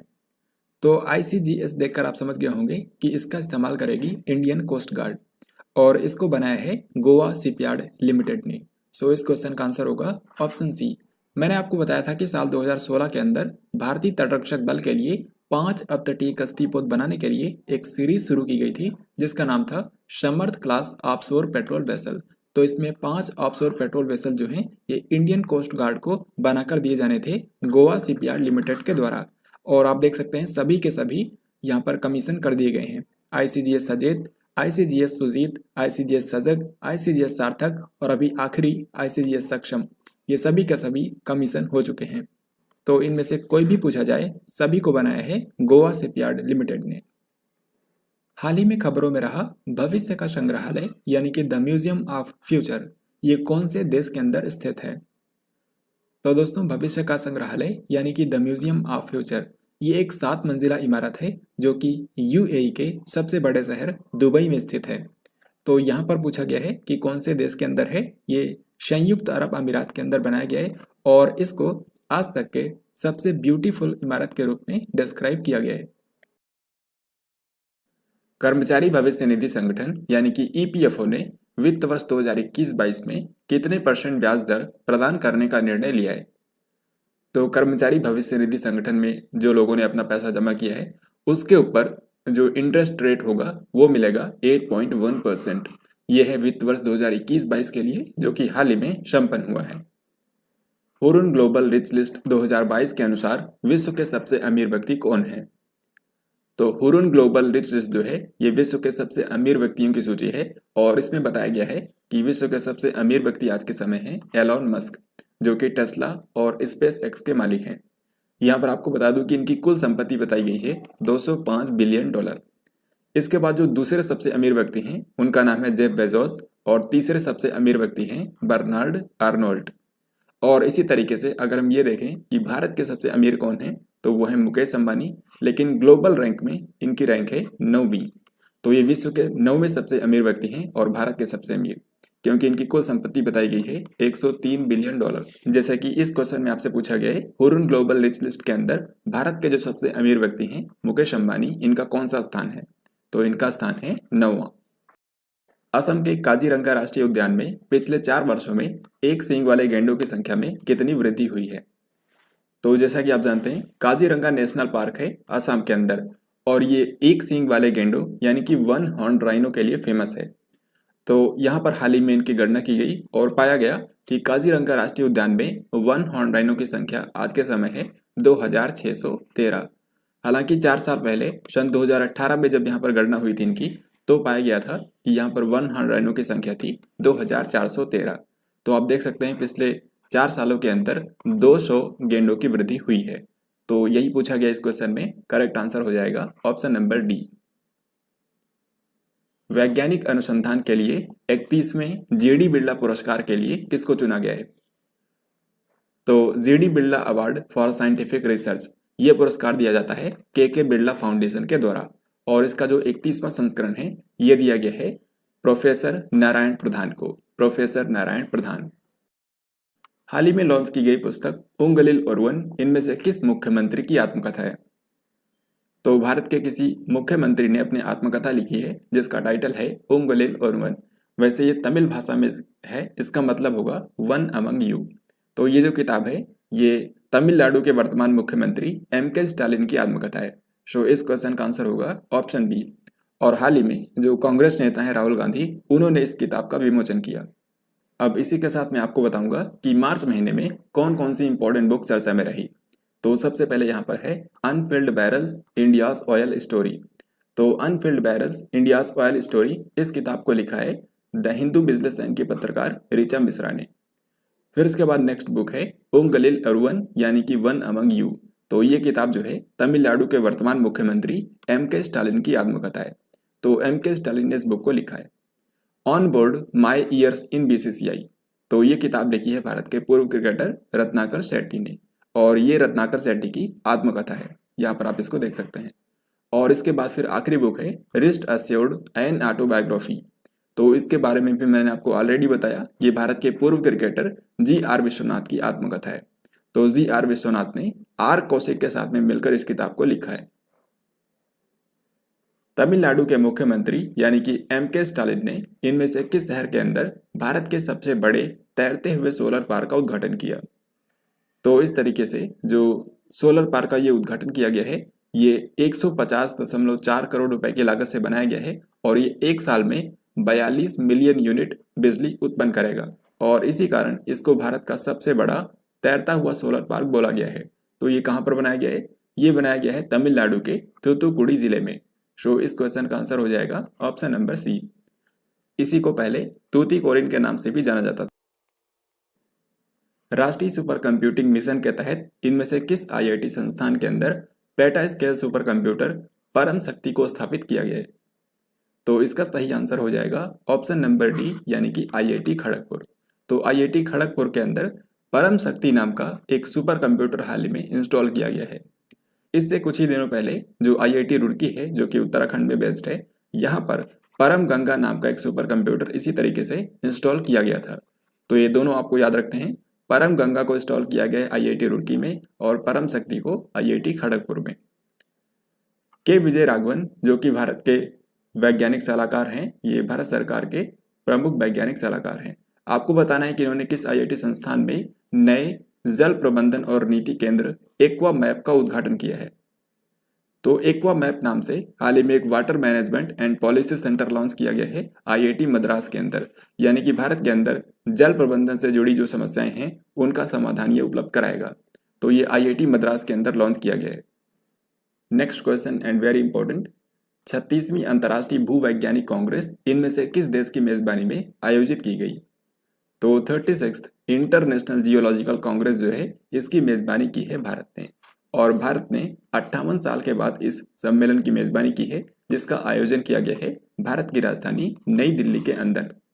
अगर आपसे पूछे कि इसका उद्घाटन किसने किया था, तो इसका उद्घाटन किया भारत के कोयला और खान मंत्री यानी कि प्रहलाद जोशी ने। और इस सम्मेलन की थीम भी रखी गई थी, जो कि यहाँ पर आप देख सकते हैं, geo sciences the basic science for a sustainable future. Geo sciences the basic science for a sustainable future. Bharat ने पहली बार एक वित्तीय वर्ष के अंदर कितने अरब डॉलर के वस्तु निर्यात का लक्ष्य हासिल किया है? तो सही आंसर हो जाएगा ऑप्शन A, यानी कि 400 अरब डॉलर। तो भारत से सामानों का जो दूसरे देशों में निर्यात होता है, उस मामले में अभी तक किसी भी वित्त वर्ष के अंदर सबसे ज्यादा गुड्स एक्सपोर्ट का लक्ष्य हासिल किया गया है, जो कि है 400 अरब डॉलर। महिला उद्यमियों को सहायता प्रदान करने के लिए किस राज्य की सरकार ने मातृशक्ति उद्यमिता योजना की शुरुआत की है? तो जो राज्य की महिला उद्यमी हैं उनको सहायता प्रदान करने के लिए बेसिकली उनको सॉफ्ट लोन प्रोवाइड करने में हेल्प की जाएगी। तो इसके लिए शुरू की है हरियाणा की सरकार ने मातृशक्ति उद्यमिता योजना। सो यहाँ पर आंसर हो जाएगा हरियाणा। हरियाणा के जो मुख्यमंत्री हैं मनोहर लाल खट्टर, इन्होंने अंतर्राष्ट्रीय महिला दिवस के अवसर पर इस योजना की शुरुआत की है। इसमें ऐसी महिलाओं को जिनकी परिवार की वार्षिक इनकम 5 लाख रुपए से कम है, उनको 3 लाख रुपए तक का सॉफ्ट लोन दिलाने में हेल्प की जाएगी। 28 मार्च को लगातार दूसरी बार गोवा के मुख्यमंत्री के रूप में किसने शपथ ली है? तो गोवा के अंदर बीजेपी पार्टी ने गठबंधन की सरकार बनाई है और एक बार फिर से यहाँ के मुख्यमंत्री चुन लिए गए हैं प्रमोद सावंत।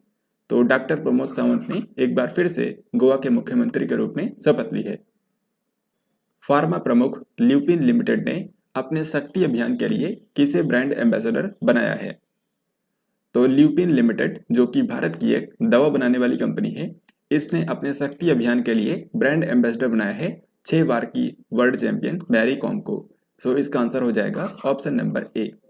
भारतीय एक्सा लाइफ इंश्योरेंस ने किस बॉलीवुड अभिनेत्री को अपना ब्रांड एम्बेसडर बनाया है? तो भारत के अंदर एक लाइफ इंश्योरेंस कंपनी है भारतीय एक्सा, तो इसके ब्रांड एम्बेसडर बन गई हैं एक्ट्रेस विद्या बालन। सो यहाँ पर आंसर होगा ऑप्शन नंबर C।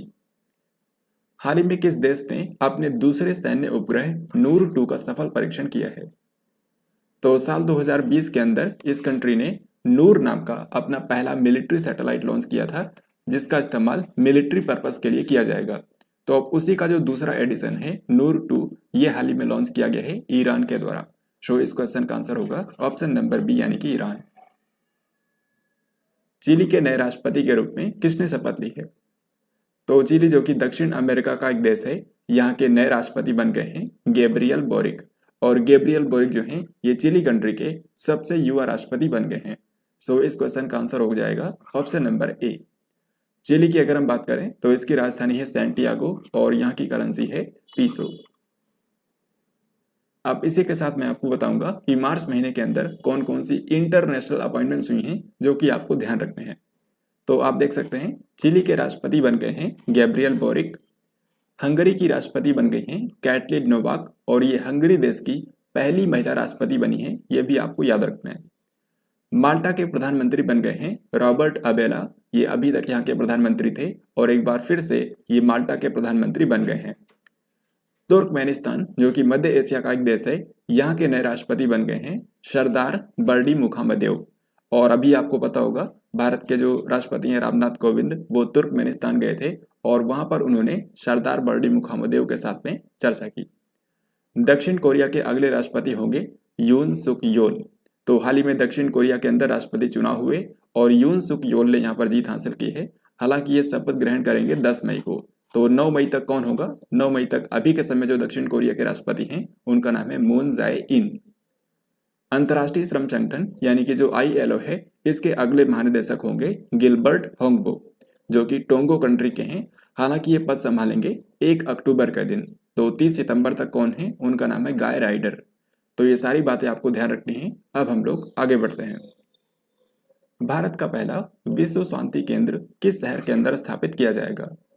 तो देश का पहला वर्ल्ड पीस सेंटर स्थापित किया जाएगा हरियाणा के गुरुग्राम शहर में। सो यहाँ पर आंसर होगा ऑप्शन नंबर ए। 7 से लेकर के 10 मार्च तक भारत और किस देश के बीच स्लाइनेक्स नाम का समुद्री अभ्यास का 9वां संस्करण आयोजित किया गया? तो इसका आंसर करना बहुत ही आसान है, क्योंकि स्लाइनेक्स का मतलब होता है श्रीलंका इंडिया एक्सरसाइज। तो ये जो अभ्यास है ये भारत और श्रीलंका के बीच में नौसेना अभ्यास है। तो इस क्वेश्चन का आंसर हो जाएगा श्रीलंका।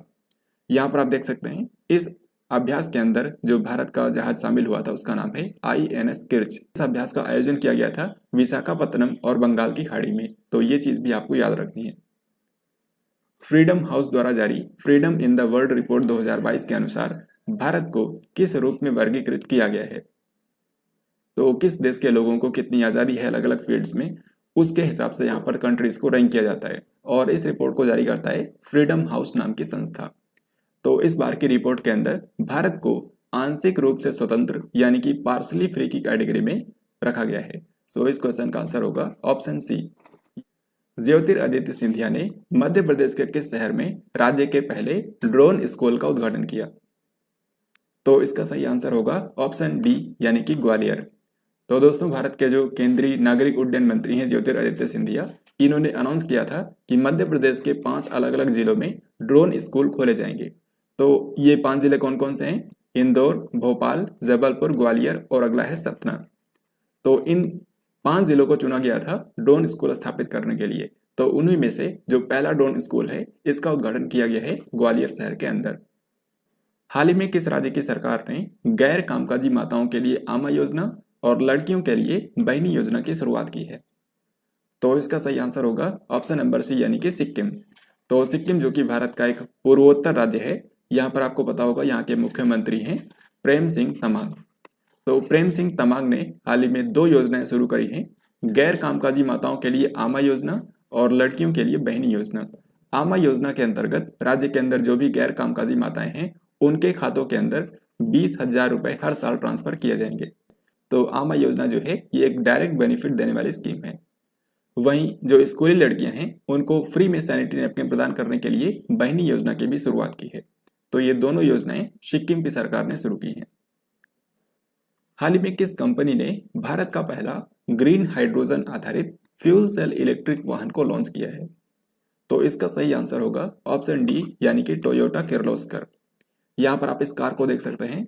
ये जो इलेक्ट्रिक व्हीकल है ये हाइड्रोजन से चलता है, जिसके चलते इसमें किसी भी तरीके का कार्बन एमिशन नहीं होगा और ये पूरी तरीके से पर्यावरण के अनुकूल है। तो इस तरीके से भारत की ये जो पहली ग्रीन हाइड्रोजन आधारित फ्यूल सेल इलेक्ट्रिक वाहन है, इसको लॉन्च किया है टोयोटा किर्लोस्कर कंपनी ने।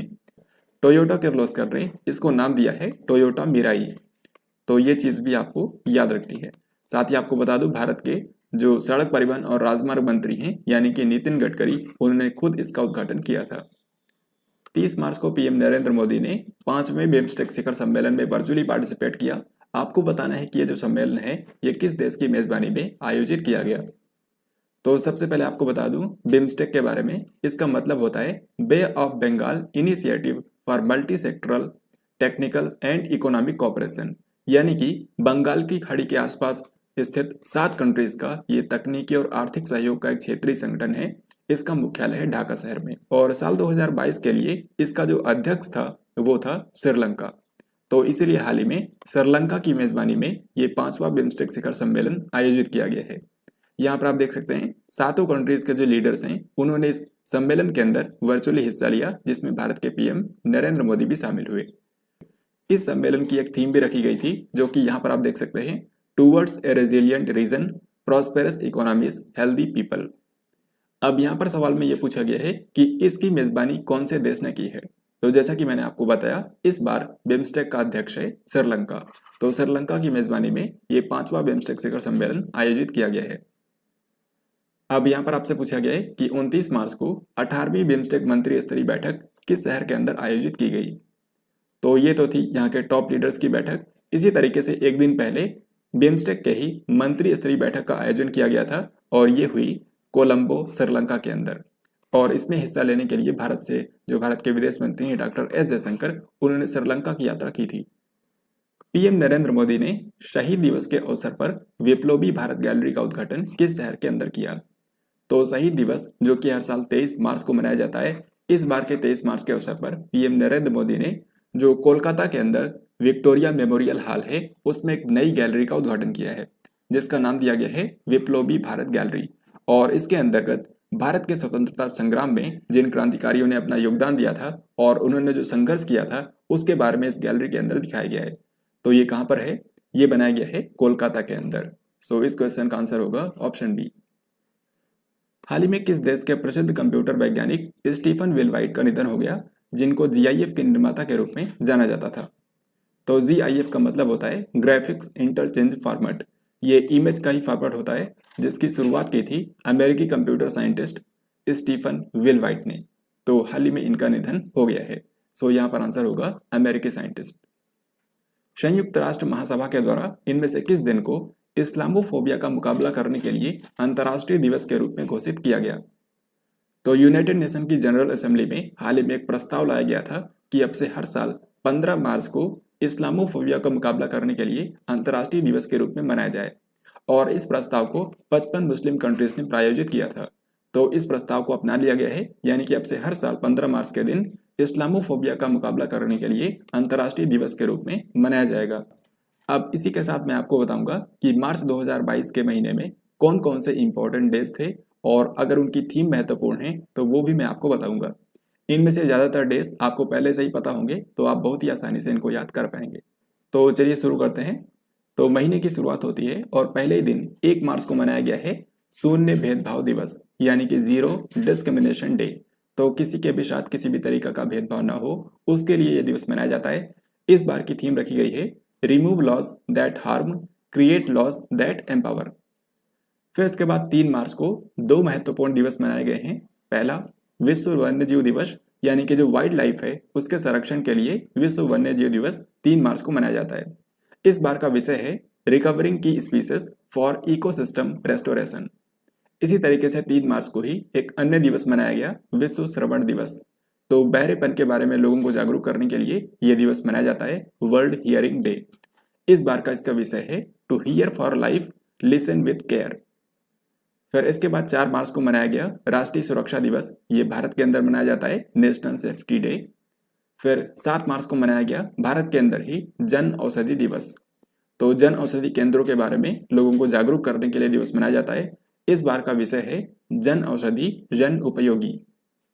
जैसा कि मैंने आपको इस वीडियो के स्टार्टिंग में बताया था कि मार्च महीना जो है ये डेज एंड थीम्स की दृष्टि से काफ़ी महत्वपूर्ण है, क्योंकि इसमें कई सारे महत्वपूर्ण दिवस मनाए गए हैं और ज़्यादातर डेज की काफ़ी महत्वपूर्ण थीम भी रखी गई है। तो अब अगला देखते हैं। इसके बाद 8 मार्च को मनाया गया है अंतर्राष्ट्रीय महिला दिवस, यानी कि इंटरनेशनल वुमेन्स डे।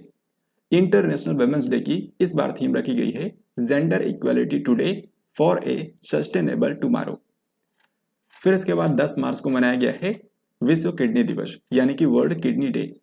यहाँ पर क्वेश्चन मार्क इसलिए है क्योंकि ये 10 मार्च को ही हर साल नहीं मनाया जाता है। इसकी डेट हर साल फिक्स नहीं होती है, क्योंकि हर साल जो मार्च महीने का सेकेंड थर्सडे होता है, दूसरा गुरुवार होता है, उस दिन ये मनाया जाता है। इस बार ये 10 मार्च को पड़ा है। तो विश्व किडनी दिवस इस बार मनाया गया 10 मार्च को। इसकी थीम रखी गई है किडनी हेल्थ फॉर ऑल। फिर इसके बाद 15 मार्च को दो महत्वपूर्ण दिवस मनाए गए। सबसे पहला इस्लामोफोबिया का मुकाबला करने के लिए अंतर्राष्ट्रीय दिवस, जो कि अभी मैंने आपको बताया इसी साल ये शुरू हुआ है। और फिर दूसरा है विश्व उपभोक्ता अधिकार दिवस, यानी कि वर्ल्ड कंज्यूमर राइट्स डे। इस बार वर्ल्ड कंज्यूमर राइट्स डे की थीम रखी गई है फेयर डिजिटल फाइनेंस। फिर इसके बाद नेक्स्ट है 16 मार्च।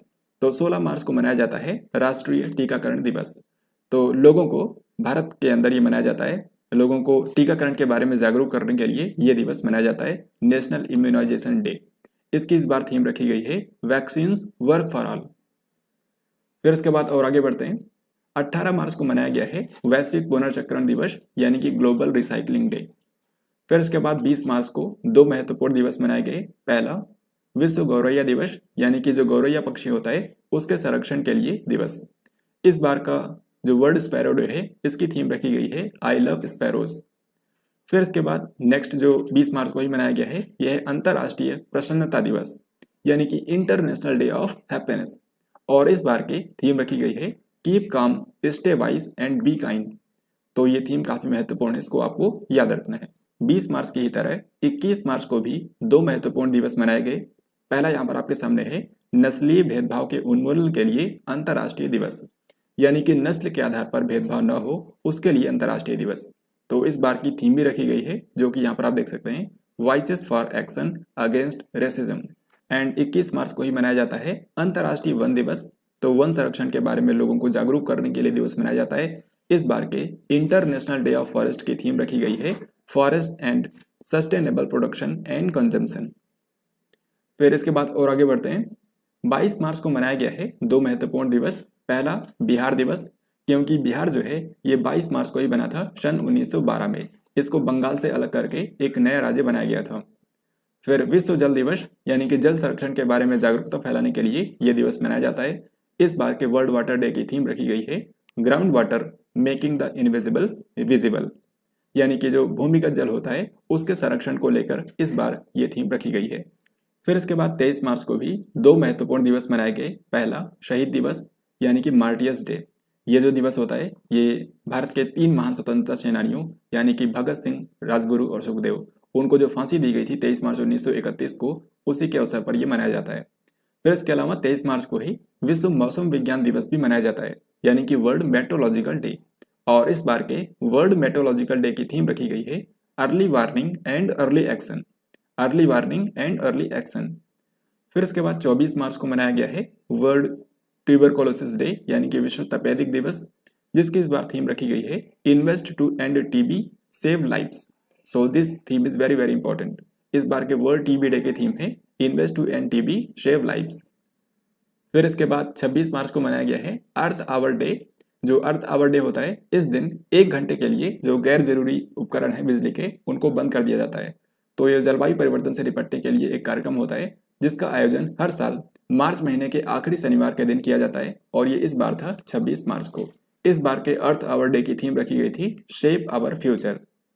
फिर इसके बाद 27 मार्च को मनाया गया है वर्ल्ड थिएटर डे, यानी कि विश्व रंगमंच दिवस। और फिर आखिर है 30 मार्च। 30 मार्च को मनाया गया है राजस्थान दिवस। तो राजस्थान जो अपना स्थापना दिवस मनाता है यह 30 मार्च को मनाता है, क्योंकि राजस्थान बना था 30 मार्च 1949 को। तो इस तरीके से हम लोगों ने यहाँ पर मार्च 2022 के महीने में जो भी इंपॉर्टेंट डेज और थीम्स थे उन सभी को यहाँ पर कवर किया है। तो ये काफ़ी महत्वपूर्ण है, इनके बारे में आपको ज़रूर याद रखना है। डेफिनेटली इनसे रिलेटेड आपके एग्जाम में क्वेश्चन पूछे जाएंगे। फिर अगला सवाल देखते हैं। दुबई एक्सपो 2022 के दौरान तेजस कौशल प्रशिक्षण परियोजना का शुभारंभ किसने किया? वैसे तेजस नाम से भारत के अंदर एक लाइट कॉम्बैट एयरक्राफ्ट भी है जो कि भारत का अपना स्वदेशी एयरक्राफ्ट है, लेकिन यहाँ पर उसकी बात नहीं हो रही है। तेजस नाम से एक स्किल ट्रेनिंग परियोजना शुरू की गई है अनुराग ठाकुर के द्वारा। अनुराग ठाकुर भारत के खेल और युवा मामलों के मंत्री हैं, तो इन्होंने हाल ही में दुबई एक्सपो 2022 के दौरान इस परियोजना को शुरू किया है। यहाँ पर आप देख सकते हैं तेजस का एक फुल फॉर्म भी है। तेजस का फुल फॉर्म है training for Emirates jobs and skills, यानी कि संयुक्त अरब अमीरात के अंदर जो भारत के नागरिक हैं उनको जॉब्स और स्किल्स प्रोवाइड करने के लिए ये ट्रेनिंग परियोजना शुरू की गई है। तो इसका फुल फॉर्म भी आपको याद रखना है, training for Emirates jobs and skills. दक्षिण कोरिया के नए राष्ट्रपति के रूप में किसको चुना गया है जो कि 10 मई को अपना पद संभालेंगे?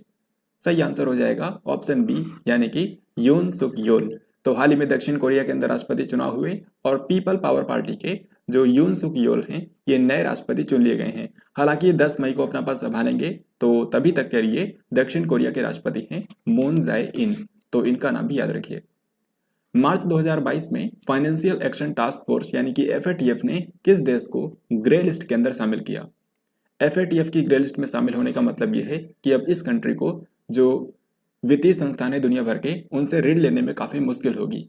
तो FATF की ग्रे लिस्ट में जो नया देश शामिल हुआ है यह है संयुक्त अरब अमीरात यानी कि UAE। सो इस क्वेश्चन का आंसर होगा ऑप्शन डी। FATF जो संस्था है ये मनी लॉन्ड्रिंग और आतंकवाद को धन मुहैया कराने के खिलाफ काम करता है। इसका मुख्यालय पेरिस के अंदर है। यहाँ पर आप देख सकते हैं FATF के ग्रे लिस्ट में टोटल 23 देश आज के समय शामिल हैं। जो ये नया देश शामिल हुआ है ये है यूनाइटेड अरब एमिरेट्स। और FATF की ब्लैक लिस्ट भी होती है, इसमें टोटल 2 देश शामिल हैं, नॉर्थ कोरिया और ईरान। इनमें से किसे 2 साल के लिए फाइनेंशियल एक्शन टास्क फोर्स यानी FATF का अध्यक्ष बनाया गया है? तो FATF के हाल ही में नए अध्यक्ष चुने गए हैं टी राजा कुमार, जो कि सिंगापुर के व्यक्ति हैं और इनको 2 साल के लिए चुना गया है। 29 मार्च को इनमें से किन 2 पूर्वोत्तर राज्यों के बीच अंतरराज्यीय सीमा विवाद के निपटारे के लिए समझौते पर हस्ताक्षर किए गए? तो यहाँ पर आप इस मैप के अंदर जो देख रहे हैं ये भारत के पूर्वोत्तर राज्यों को दिखाया गया है और इनमें से 2 राज्यों ने हाल ही में अपने जो सीमा विवाद थे उनका समाधान करने के लिए समझौते पर हस्ताक्षर किए हैं। वैसे अगर आपको इसका आंसर ना भी पता हो तो भी सिर्फ ऑप्शंस के जरिए ही आप इसका राइट आंसर कर सकते हैं। कैसे, वो मैं आपको बताता हूँ। आप यहाँ पर देखिए मणिपुर और त्रिपुरा, ये जो 2 राज्य हैं इनकी सीमा आपस में लगती ही नहीं है, तो इनके बीच में कोई सीमा विवाद कैसे होगा? तो यहाँ पर ये आंसर हो ही नहीं सकता। फिर इसके बाद जो दूसरा ऑप्शन है ये है असम और मेघालय। बिल्कुल सही है, यहाँ पर असम और मेघालय ने ही अपने सीमा विवादों को सुलझाने के लिए इस समझौते पर हस्ताक्षर किए हैं। और आप देख सकते हैं जो मेघालय राज्य है, मेघालय की सीमा सिर्फ एक ही राज्य से लगती है, असम। तो मेघालय और असम के बीच में टोटल 12 क्षेत्रों को लेकर विवाद था। इनमें से 6 क्षेत्रों का समाधान करने के लिए हाल ही में इस समझौते पर हस्ताक्षर किए गए। तो इसमें जो दोनों राज्यों के मुख्यमंत्री हैं और भारत के जो गृह मंत्री हैं, इन तीनों नेताओं की उपस्थिति में नई दिल्ली के अंदर यह समझौता हुआ। बाकी जो अन्य ऑप्शन है ये भी देख सकते हैं, त्रिपुरा और नागालैंड। यहाँ पर आप देख सकते हैं त्रिपुरा यहाँ पर है, नागालैंड यहाँ पर है, तो इन दोनों की सीमा भी आपस में नहीं लगती है। मिजोरम और मेघालय, जैसा कि मैंने आपको बताया मेघालय सिर्फ एक ही राज्य से अपनी बॉर्डर शेयर करता है और वो है असम, तो ये भी इसका आंसर नहीं होगा। 1 से लेकर के 7 मार्च तक 9वां विश्व महासागर शिखर सम्मेलन किस शहर के अंदर आयोजित किया गया है? सही आंसर हो जाएगा ऑप्शन डी, यानी कि पुर्तगाल की राजधानी लिस्बन। तो हाल ही में 9वीं वर्ल्ड ओशन समिट का आयोजन किया गया और ये कहाँ पर हुई? पुर्तगाल की राजधानी लिस्बन में।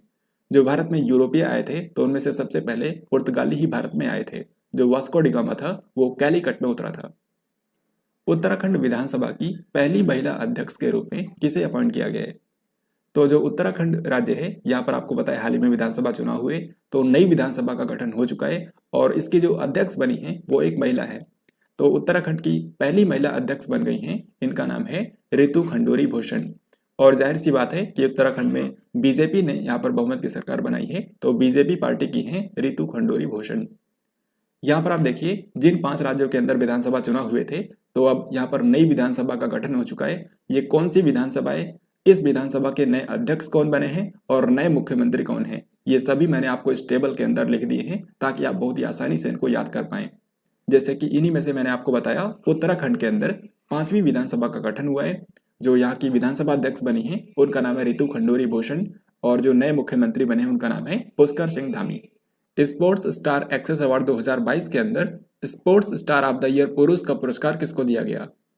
तो सही आंसर होगा ऑप्शन बी यानी कि नीरज चोपड़ा।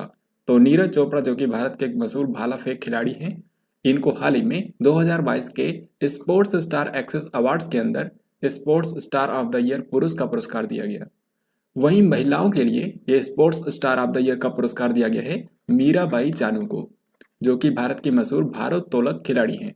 तो इनका नाम भी याद रखिए। वैसे मीराबाई चानू को ही BBC sports woman of the year का पुरस्कार भी 2021 के लिए दिया गया है। फीफा विश्व कप 2022 को प्रायोजित करने वाली पहली भारतीय कंपनी कौन सी बन गई है? तो सही आंसर होगा ऑप्शन ए यानी कि बाइजूस। यहाँ पर आपको बता दूं, जो फीफा विश्व कप है यानी कि जो फुटबॉल का पुरुषों का विश्व कप होगा, वो इस साल आयोजित किया जाना है कतर की राजधानी दोहा में।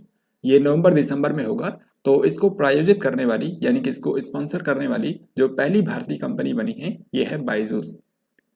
भारत के पहले digital water data bank aquarium का उद्घाटन किस शहर के अंदर किया गया? तो भारत के अंदर पहली बार एक डिजिटल वाटर डेटा बैंक बनाया गया है, यानी कि इसके अंदर विभिन्न संस्थानों से जो पानी से रिलेटेड डेटा है उसको कलेक्ट करके रखा जाएगा, ताकि वाटर मैनेजमेंट में बेहतर तरीके से किया जा सके। तो यहाँ पर सवाल यह है कि ये जो भारत का पहला डिजिटल वाटर डेटा बैंक बना है, जिसका नाम दिया गया है एक्वेरियम, तो ये कहाँ पर बना है? तो इसको स्थापित किया गया है कर्नाटक की राजधानी बेंगलुरु में। सो यहाँ पर आंसर होगा option C. Next question and very important, विश्व बैंक ने दक्षिण अफ्रीका के अंदर किस जीव के संरक्षण के लिए विश्व का पहला वन्य जीव बॉन्ड जारी किया है? यानी कि पहली बार किसी वन्य जीव के संरक्षण के लिए बॉन्ड जारी किया गया है। ये कौन सा जीव है? ये है राइनोसोरस यानी कि गेंडा। तो दक्षिण अफ्रीका के अंदर काले गेंडों की प्रजातियों को बचाने के लिए हाल ही में विश्व बैंक ने एक वन्य जीव बॉन्ड जारी किया है। और आपको बता दूं कि ये जो राइनो बॉन्ड जारी किया गया है, ये 5 सालों के लिए जारी किया गया है और इन 5 सालों में $150 मिलियन जुटाए जाएंगे। और फिर इस पैसे का इस्तेमाल यहाँ पर दक्षिण अफ्रीका के अंदर जो ब्लैक राइनो है यानी कि काले गेंडे, उनके संरक्षण के लिए इसका इस्तेमाल किया जाएगा।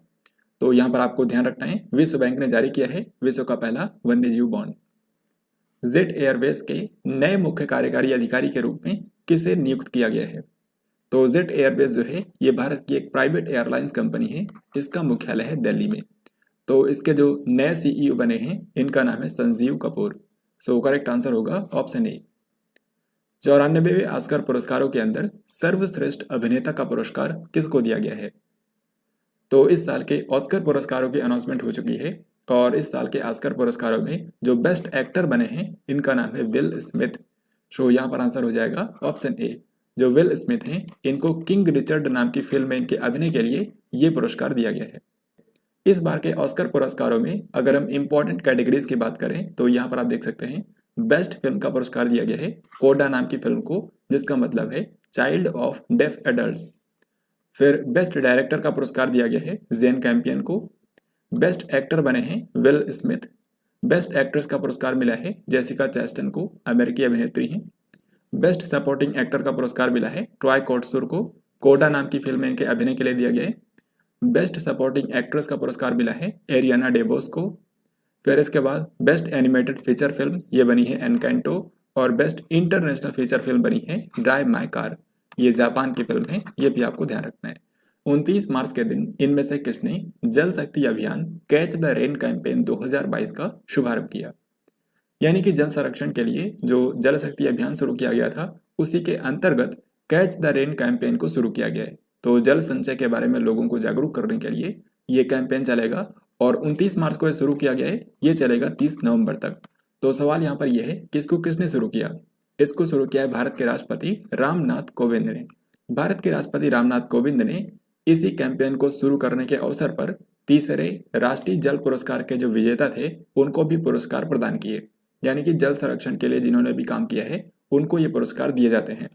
तो पूछा गया है यहाँ पर सर्वश्रेष्ठ राज्य की श्रेणी में पहला पुरस्कार किसको मिला है? तो थर्ड नेशनल वाटर अवार्ड्स 2020 के अंदर बेस्ट स्टेट की कैटेगरी में पहला पुरस्कार जीता है उत्तर प्रदेश राज्य ने। सो यहाँ पर आंसर हो जाएगा ऑप्शन डी। 1 मार्च को राष्ट्रपति रामनाथ कोविंद ने कहाँ पर आरोग्य वनम का उद्घाटन किया?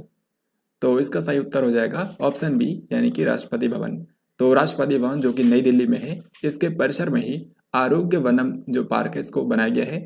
इसके अंदर 215 प्रकार की जो अलग अलग जड़ी बूटियां और औषधीय पौधे हैं उनको यहाँ पर लगाया गया है, जिनका इस्तेमाल आयुर्वेद के अंदर चिकित्सा के लिए किया जाता है। तो ये जो आरोग्य वनम है ये 6.6 एकड़ में फैला हुआ है राष्ट्रपति भवन के परिसर में। 25 मार्च को राष्ट्रपति रामनाथ कोविंद ने इनमें से किस भारतीय नौसैनिक जहाज को प्रेसिडेंट कलर देकर सम्मानित किया? तो प्रेसिडेंट कलर यानी कि राष्ट्रपति ध्वज, ये जो सम्मान होता है ये किसी भी भारत की मिलिट्री यूनिट को मिलने वाला सबसे बड़ा सम्मान होता है। तो ये पुरस्कार हाल ही में दिया गया है भारतीय नौसैनिक जहाज INS वालसुरा को। सो यहाँ पर उत्तर हो जाएगा ऑप्शन डी। जो भारत के राष्ट्रपति रामनाथ कोविंद हैं ये हाल ही में गुजरात की यात्रा पर गए हुए थे और वहां पर जामनगर में इन्होंने INS वालसुरा को ये सम्मान प्रदान किया। 26 मार्च से इंडियन प्रीमियर लीग यानी कि IPL 2022 की शुरुआत हो चुकी है। आपको बताना है कि यह इसका कौन सा संस्करण है। तो IPL जो कि क्रिकेट का टूर्नामेंट होता है इसकी शुरुआत हो चुकी है और 26 मार्च से लेकर के 29 मई तक इसका आयोजन किया जाएगा। इस बार इसका 15वां संस्करण खेला जा रहा है। सो यहाँ पर आंसर हो जाएगा ऑप्शन सी। इस बार के IPL से रिलेटेड ही यहाँ पर अगला सवाल आपसे पूछा गया है कि जो भारतीय क्रिकेट कंट्रोल बोर्ड है यानी कि BCCI, इसने टाटा IPL के लिए किसे आधिकारिक भागीदार घोषित किया है? तो यहाँ पर आपको दो बातें याद रखनी है। IPL का जो टाइटल स्पॉन्सर है यह है टाटा ग्रुप और IPL का जो आधिकारिक भागीदार बना है यानी कि ऑफिशियल पार्टनर ये है रुपे। रुपे आपको पता है भारत का पेमेंट सिस्टम है जो कि भारत के अलावा भी कई सारे देशों में एक्सेप्ट किया जाता है।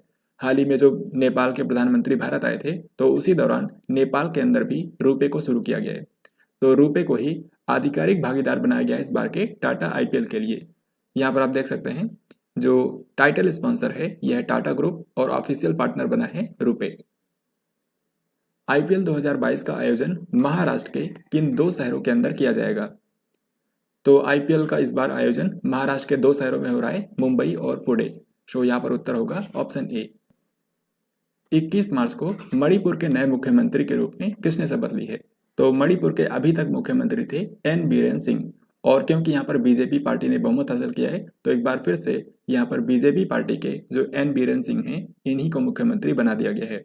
सो इस क्वेश्चन का आंसर होगा ऑप्शन बी यानी कि N बीरेन सिंह। विश्व जल दिवस के अवसर पर ग्रे वाटर प्रबंधन के लिए सुजलम 2.0 अभियान किसने शुरू किया? तो ग्रे वाटर यानी कि धूसर जल के प्रबंधन के लिए सुजलम 2.0 अभियान को शुरू किया है भारत के जल शक्ति मंत्री गजेंद्र सिंह शेखावत ने। सो यहाँ पर सही उत्तर हो जाएगा ऑप्शन नंबर डी। जो ग्रे वाटर होता है यानी कि शावर, किचन, इनसे निकलने वाले पानी को मैनेजमेंट करके उसका इस्तेमाल कई सारे चीजों में किया जा सकता है, तो इसी के प्रबंधन के लिए ये अभियान शुरू किया गया है। रिलायंस इंडस्ट्रीज लिमिटेड के द्वारा देश के सबसे बड़े और सबसे बहुआयामी गंतव्य के रूप में जियो वर्ल्ड सेंटर कहां पर लॉन्च किया गया है? तो जो जियो वर्ल्ड सेंटर बनाया गया है 18.5 एकड़ में फैला हुआ है, ये बना है मुंबई शहर के अंदर। सो यहाँ पर सही उत्तर हो जाएगा ऑप्शन नंबर ए। जैसा कि मैंने आपको प्रीवियस वीडियोस के अंदर बताया था कि साल 2023 के अंदर भारत जो है ये इंटरनेशनल ओलंपिक कमेटी की बैठक की मेजबानी करेगा। तो इंटरनेशनल ओलंपिक कमेटी की जो नेक्स्ट बैठक होने वाली है 2023 में वो मुंबई शहर के अंदर इसी जियो वर्ल्ड सेंटर के अंदर आयोजित की जाएगी। तो ये बात भी आपको ध्यान रखनी है। यूनाइटेड नेशन एनवायरनमेंट प्रोग्राम यानी कि UNEP की फ्रंटियर 2020 रिपोर्ट के अनुसार दुनिया का सबसे अधिक ध्वनि प्रदूषित शहर कौन सा रहा? तो UNEP की जो एनुअल फ्रंटियर रिपोर्ट होती है ये हाल ही में जारी कर दी गई है और इसमें बताया गया है कि साल 2021 के अंदर जो दुनिया का सबसे मोस्ट नॉइज पॉल्यूटेड सिटी रहा ये था बांग्लादेश की राजधानी ढाका। क्योंकि आप देख सकते हैं बांग्लादेश की राजधानी ढाका में अधिकतम 119 डेसिबल की ध्वनि तीव्रता रिकॉर्ड की गई। इसके बाद जो दूसरा सबसे नॉइज पॉल्यूटेड सिटी रहा ये था भारत के उत्तर प्रदेश में स्थित मुरादाबाद और फिर तीसरे स्थान पर था पाकिस्तान की राजधानी इस्लामाबाद। और जो सबसे क्वाइटेस्ट सिटी रहा यानी कि सबसे शांत शहर ये था जॉर्डन का इरबिड शहर। तो इस रिपोर्ट के बारे में याद रखिएगा फ्रंटियर्स 2020 जिसको UNEP ने जारी किया है और 2022 में इसका टाइटल था नॉइस ब्लेजेस एंड मिसमैचेस। राष्ट्रीय ई-विधान एप्लीकेशन यानी कि नेवा कार्यक्रम को लागू करने वाली भारत की पहली राज्य विधानसभा कौन सी बन गई है? सही आंसर हो जाएगा नागालैंड। तो नागालैंड राज्य की जो विधानसभा है इसने अपने आप को पूरी तरीके से पेपरलेस बनाने के लिए हाल ही में नेशनल ई-विधान एप्लीकेशन प्रोग्राम को लागू किया है और इस तरीके से अब नागालैंड विधानसभा के जो सदस्य हैं वो सदन की कार्यवाही में हिस्सा लेने के लिए इलेक्ट्रॉनिक डिवाइसेस का भी इस्तेमाल कर सकते हैं। एबल पुरस्कार 2022 से किसको सम्मानित किया गया है? तो एबल पुरस्कार जो है ये गणित के क्षेत्र में दिया जाता है और गणित की फील्ड में ये काफ़ी महत्वपूर्ण पुरस्कार होता है, इसीलिए इसको नोबेल पुरस्कार भी बोलते हैं गणित के क्षेत्र में। तो यहाँ पर सवाल यह है कि 2022 में ये किसको दिया गया? 2022 में ये एक अमेरिकी गणितज्ञ को दिया गया है जिनका नाम है Dennis Sullivan. So this question is very very important. 2022 का एबल पुरस्कार मिला है डेनिस सुलिवन को। निम्न में से किस शहर के अंदर विश्व स्वास्थ्य संगठन पारंपरिक औषधि केंद्र स्थापित किया जाएगा? ये क्वेश्चन भी काफ़ी ज़्यादा महत्वपूर्ण है क्योंकि ट्रेडिशनल मेडिसिन यानी कि पारंपरिक औषधि के लिए जो विश्व का पहला वैश्विक केंद्र बनने वाला है ये भारत में बनेगा, गुजरात के जामनगर में। सो यहाँ पर आंसर हो जाएगा ऑप्शन सी। और इसकी स्थापना के लिए हाल ही में जो भारत के आयुष मंत्रालय है उसके द्वारा और विश्व स्वास्थ्य संगठन दोनों के बीच में हाल ही में समझौते पर भी हस्ताक्षर किए गए हैं। नागरिक उड्डयन मंत्रालय ने इनमें से किस शहर के अंदर विंग्स इंडिया 2020 का आयोजन किया? तो विंग्स इंडिया जो प्रदर्शनी होती है ये एशिया का सबसे बड़ा शो होता है नागरिक उड्डयन पर और इसका आयोजन हर 2 साल में एक बार किया जाता है। तो सवाल यहाँ पर यह है कि 2022 में इसका आयोजन कहाँ पर हुआ? इस बार इसका आयोजन किया गया है हैदराबाद के अंदर, तेलंगाना की राजधानी हैदराबाद में जो बेगमपेट एयरपोर्ट है वहीं पर इसका आयोजन किया गया है। और इसका उद्घाटन किया था भारत के जो नागरिक उड्डयन मंत्री हैं ज्योतिरादित्य सिंधिया उन्होंने। हैदराबाद में आयोजित इस विंग्स इंडिया 2020 के लिए थीम भी डिसाइड की गई थी जो कि यहाँ पर आप देख सकते हैं, India at 75 new horizon for aviation industry. इसी से रिलेटेड यहाँ पर आपसे पूछा गया है कि किस इंटरनेशनल एयरपोर्ट ने विंग्स इंडिया 2020 के अंदर कोविड चैंपियन पुरस्कार जीता है? तो कोविड-19 महामारी का बेहतरीन तरीके से मैनेज करने के लिए हाल ही में कोचीन इंटरनेशनल एयरपोर्ट को ये सम्मान दिया गया, कोविड चैंपियन पुरस्कार। टेस्ट क्रिकेट के अंदर 8000 रन पूरे करने वाले सबसे तेज बल्लेबाज कौन बने हैं? यानी कि टेस्ट मैचेस के इतिहास में सबसे कम पारियों में किन्होंने 8000 रन पूरे किए हैं? तो इनका नाम है स्टीव स्मिथ और ये ऑस्ट्रेलिया के क्रिकेटर हैं। सो यहाँ पर सही आंसर हो जाएगा ऑप्शन सी यानी कि स्टीव स्मिथ। इन्होंने केवल 151 पारियों के अंदर ही ये रिकॉर्ड बनाया है, जबकि इससे पहले ये रिकॉर्ड था कुमार संगकारा के नाम जिन्होंने 152 पारियों के अंदर ये रिकॉर्ड बनाया था। साल 2050 तक शुद्ध शून्य कार्बन उत्सर्जन का लक्ष्य निर्धारित करने वाला पहला दक्षिण एशियाई शहर कौन सा बन गया है? यानी कि इनमें से वो कौन सा शहर है जो कि साल 2050 तक नेट जीरो कार्बन एमिशन का लक्ष्य हासिल कर लेगा? तो ये शहर है मुंबई। हाल ही में महाराष्ट्र के जो मुख्यमंत्री हैं उद्धव ठाकरे उन्होंने मुंबई क्लाइमेट एक्शन प्लान की शुरुआत की है जिसमें लक्ष्य रखा गया है कि 2050 तक मुंबई शहर जो है ये नेट जीरो कार्बन एमिशन का लक्ष्य हासिल कर लेगा। हालांकि आपको बता दूं कि पूरे भारत का ये जो लक्ष्य है ये 2070 तक के लिए है। नीति आयोग के द्वारा वुमेन ट्रांसफॉर्मिंग इंडिया अवार्ड्स 2021 से कितनी महिलाओं को सम्मानित किया गया? तो जो भारत का नीति आयोग है इसके द्वारा वुमेन ट्रांसफॉर्मिंग इंडिया अवार्ड्स प्रदान किए जाते हैं और इस बार ये इसका 5वां संस्करण था। क्योंकि इस साल भारत की आज़ादी के 75 साल पूरे हो रहे हैं तो उसी उपलक्ष्य में इसको ध्यान में रखते हुए यहाँ पर वुमेन ट्रांसफॉर्मिंग इंडिया अवार्ड्स के अंदर इस बार कुल 75 महिला उद्यमियों को यह पुरस्कार प्रदान किया गया है। सो इस क्वेश्चन का आंसर होगा ऑप्शन डी। अब जैसा कि आपको पता है कि 24 फरवरी को रूस ने यूक्रेन पर आक्रमण किया था और तब से लेकर के अब तक यहाँ पर युद्ध जारी है और ऐसे में रसिया यूक्रेन युद्ध से रिलेटेड जो भी इंपॉर्टेंट क्वेश्चंस बने हैं मार्च महीने के अंदर उन सभी को अब हम लोग यहाँ पर देखने वाले हैं। तो जो नेक्स्ट क्वेश्चन आपके सामने है उसमें पूछा गया है कि यूक्रेन पर रूसी हमले में दुनिया का सबसे बड़ा मालवाहक जहाज रूस द्वारा नष्ट कर दिया गया, आपको बताना इस विमान का नाम क्या है? तो यूक्रेन पर रूसी हमले के दौरान दुनिया का जो सबसे बड़ा ट्रांसपोर्ट एयरक्राफ्ट था जिसका नाम था एंटोनोव AN-225, इसको रूस के द्वारा नष्ट कर दिया गया। सो यहाँ पर आंसर होगा ऑप्शन सी। आप देख सकते हैं ये जो ट्रांसपोर्ट एयरक्राफ्ट था ये 640 टन वजन को ले जा सकता था और इस तरीके से ये हैवीएस्ट और मोस्ट कैपेबल ट्रांसपोर्ट एयरक्राफ्ट था। इसी का दूसरा नाम है मरिया जिसका मतलब होता है ड्रीम। तो अब इसको डिस्ट्रॉय कर दिया गया है रूस के द्वारा। यूरोप के सबसे बड़े परमाणु बिजली संयंत्र का नाम क्या है जिस पर रूस ने कब्जा कर लिया है? तो दोस्तों पूरे यूरोप महाद्वीप का जो सबसे बड़ा न्यूक्लियर पावर प्लांट है वो है यूक्रेन के अंदर। तो यूक्रेन के अंदर यह है, इसका नाम है ज़पोरिजिया परमाणु ऊर्जा संयंत्र और हाल ही में रूस ने यूक्रेन पर आक्रमण के दौरान इस पर कब्जा कर लिया था। यहाँ पर आप इस न्यूक्लियर पावर प्लांट की पिक्चर्स देख सकते हैं। ये जो न्यूक्लियर पावर प्लांट है ये यूक्रेन के एनेरहोदर नाम की जगह पर है और इसमें टोटल 6 यूनिट्स हैं। हर एक की क्षमता है 950 मेगावाट और इस तरीके से इसकी टोटल कैपेसिटी है 5700 मेगावाट। हाल ही में रूस ने यूक्रेन में पहली बार अपनी नवीनतम हाइपरसोनिक मिसाइल का इस्तेमाल किया जिसका नाम है। तो रूस ने यूक्रेन पर आक्रमण के दौरान अपनी नवीनतम हाइपरसोनिक मिसाइल का इस्तेमाल किया जिसका नाम है किंजल हाइपरसोनिक मिसाइल। किस देश के मशहूर पत्रकार और फिल्म निर्माता ब्रेंट रेनॉल्ट की यूक्रेन के अंदर रूसी सैनिकों के द्वारा हत्या कर दी गई? तो ब्रेंट रेनॉल्ट जो हैं ये एक अमेरिकी पत्रकार और फिल्म निर्माता हैं। हाल ही में यूक्रेन के अंदर इरपिन शहर में रूसी हमले को कवर करते हुए इनकी हत्या कर दी गई रूसी सैनिकों के द्वारा। सो यहाँ पर आंसर हो जाएगा ये एक अमेरिकी पत्रकार थे। अमेरिकी भुगतान कंपनी वीजा और मास्टर कार्ड ने यूक्रेन के मुद्दे पर किस देश के अंदर अपना परिचालन निलंबित कर दिया है? तो इसका आंसर आप बहुत ही आसानी से कर सकते हैं। जो अमेरिकी पेमेंट कंपनियां हैं वीजा और मास्टर कार्ड, इन्होंने रूस के अंदर अपना परिचालन निलंबित कर दिया है।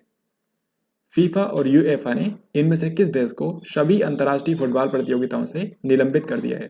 तो वैश्विक स्तर पर फुटबॉल के लिए जो संस्था है यानी कि फीफा और यूरोप के अंदर जो फुटबॉल की बॉडी है यानी कि यूएफए, इन दोनों ने हाल ही में रूस कंट्री को अंतर्राष्ट्रीय फुटबॉल प्रतियोगिताओं से निलंबित कर दिया है। यानी कि जो रूस कंट्री है ये किसी भी फुटबॉल टूर्नामेंट में हिस्सा नहीं ले पाएगा। तो यहाँ पर आंसर हो जाएगा रूस को यहाँ पर प्रतिबंधित किया गया है। और इसी के चलते इस साल जो फीफा वर्ल्ड कप होने वाला है कतर की राजधानी दोहा में, उसमें भी रूस हिस्सा नहीं ले पाएगा। हाल ही में किस खेल संघ ने रूसी राष्ट्रपति व्लादिमीर पुतिन को मानद अध्यक्ष के पद से निलंबित कर दिया है?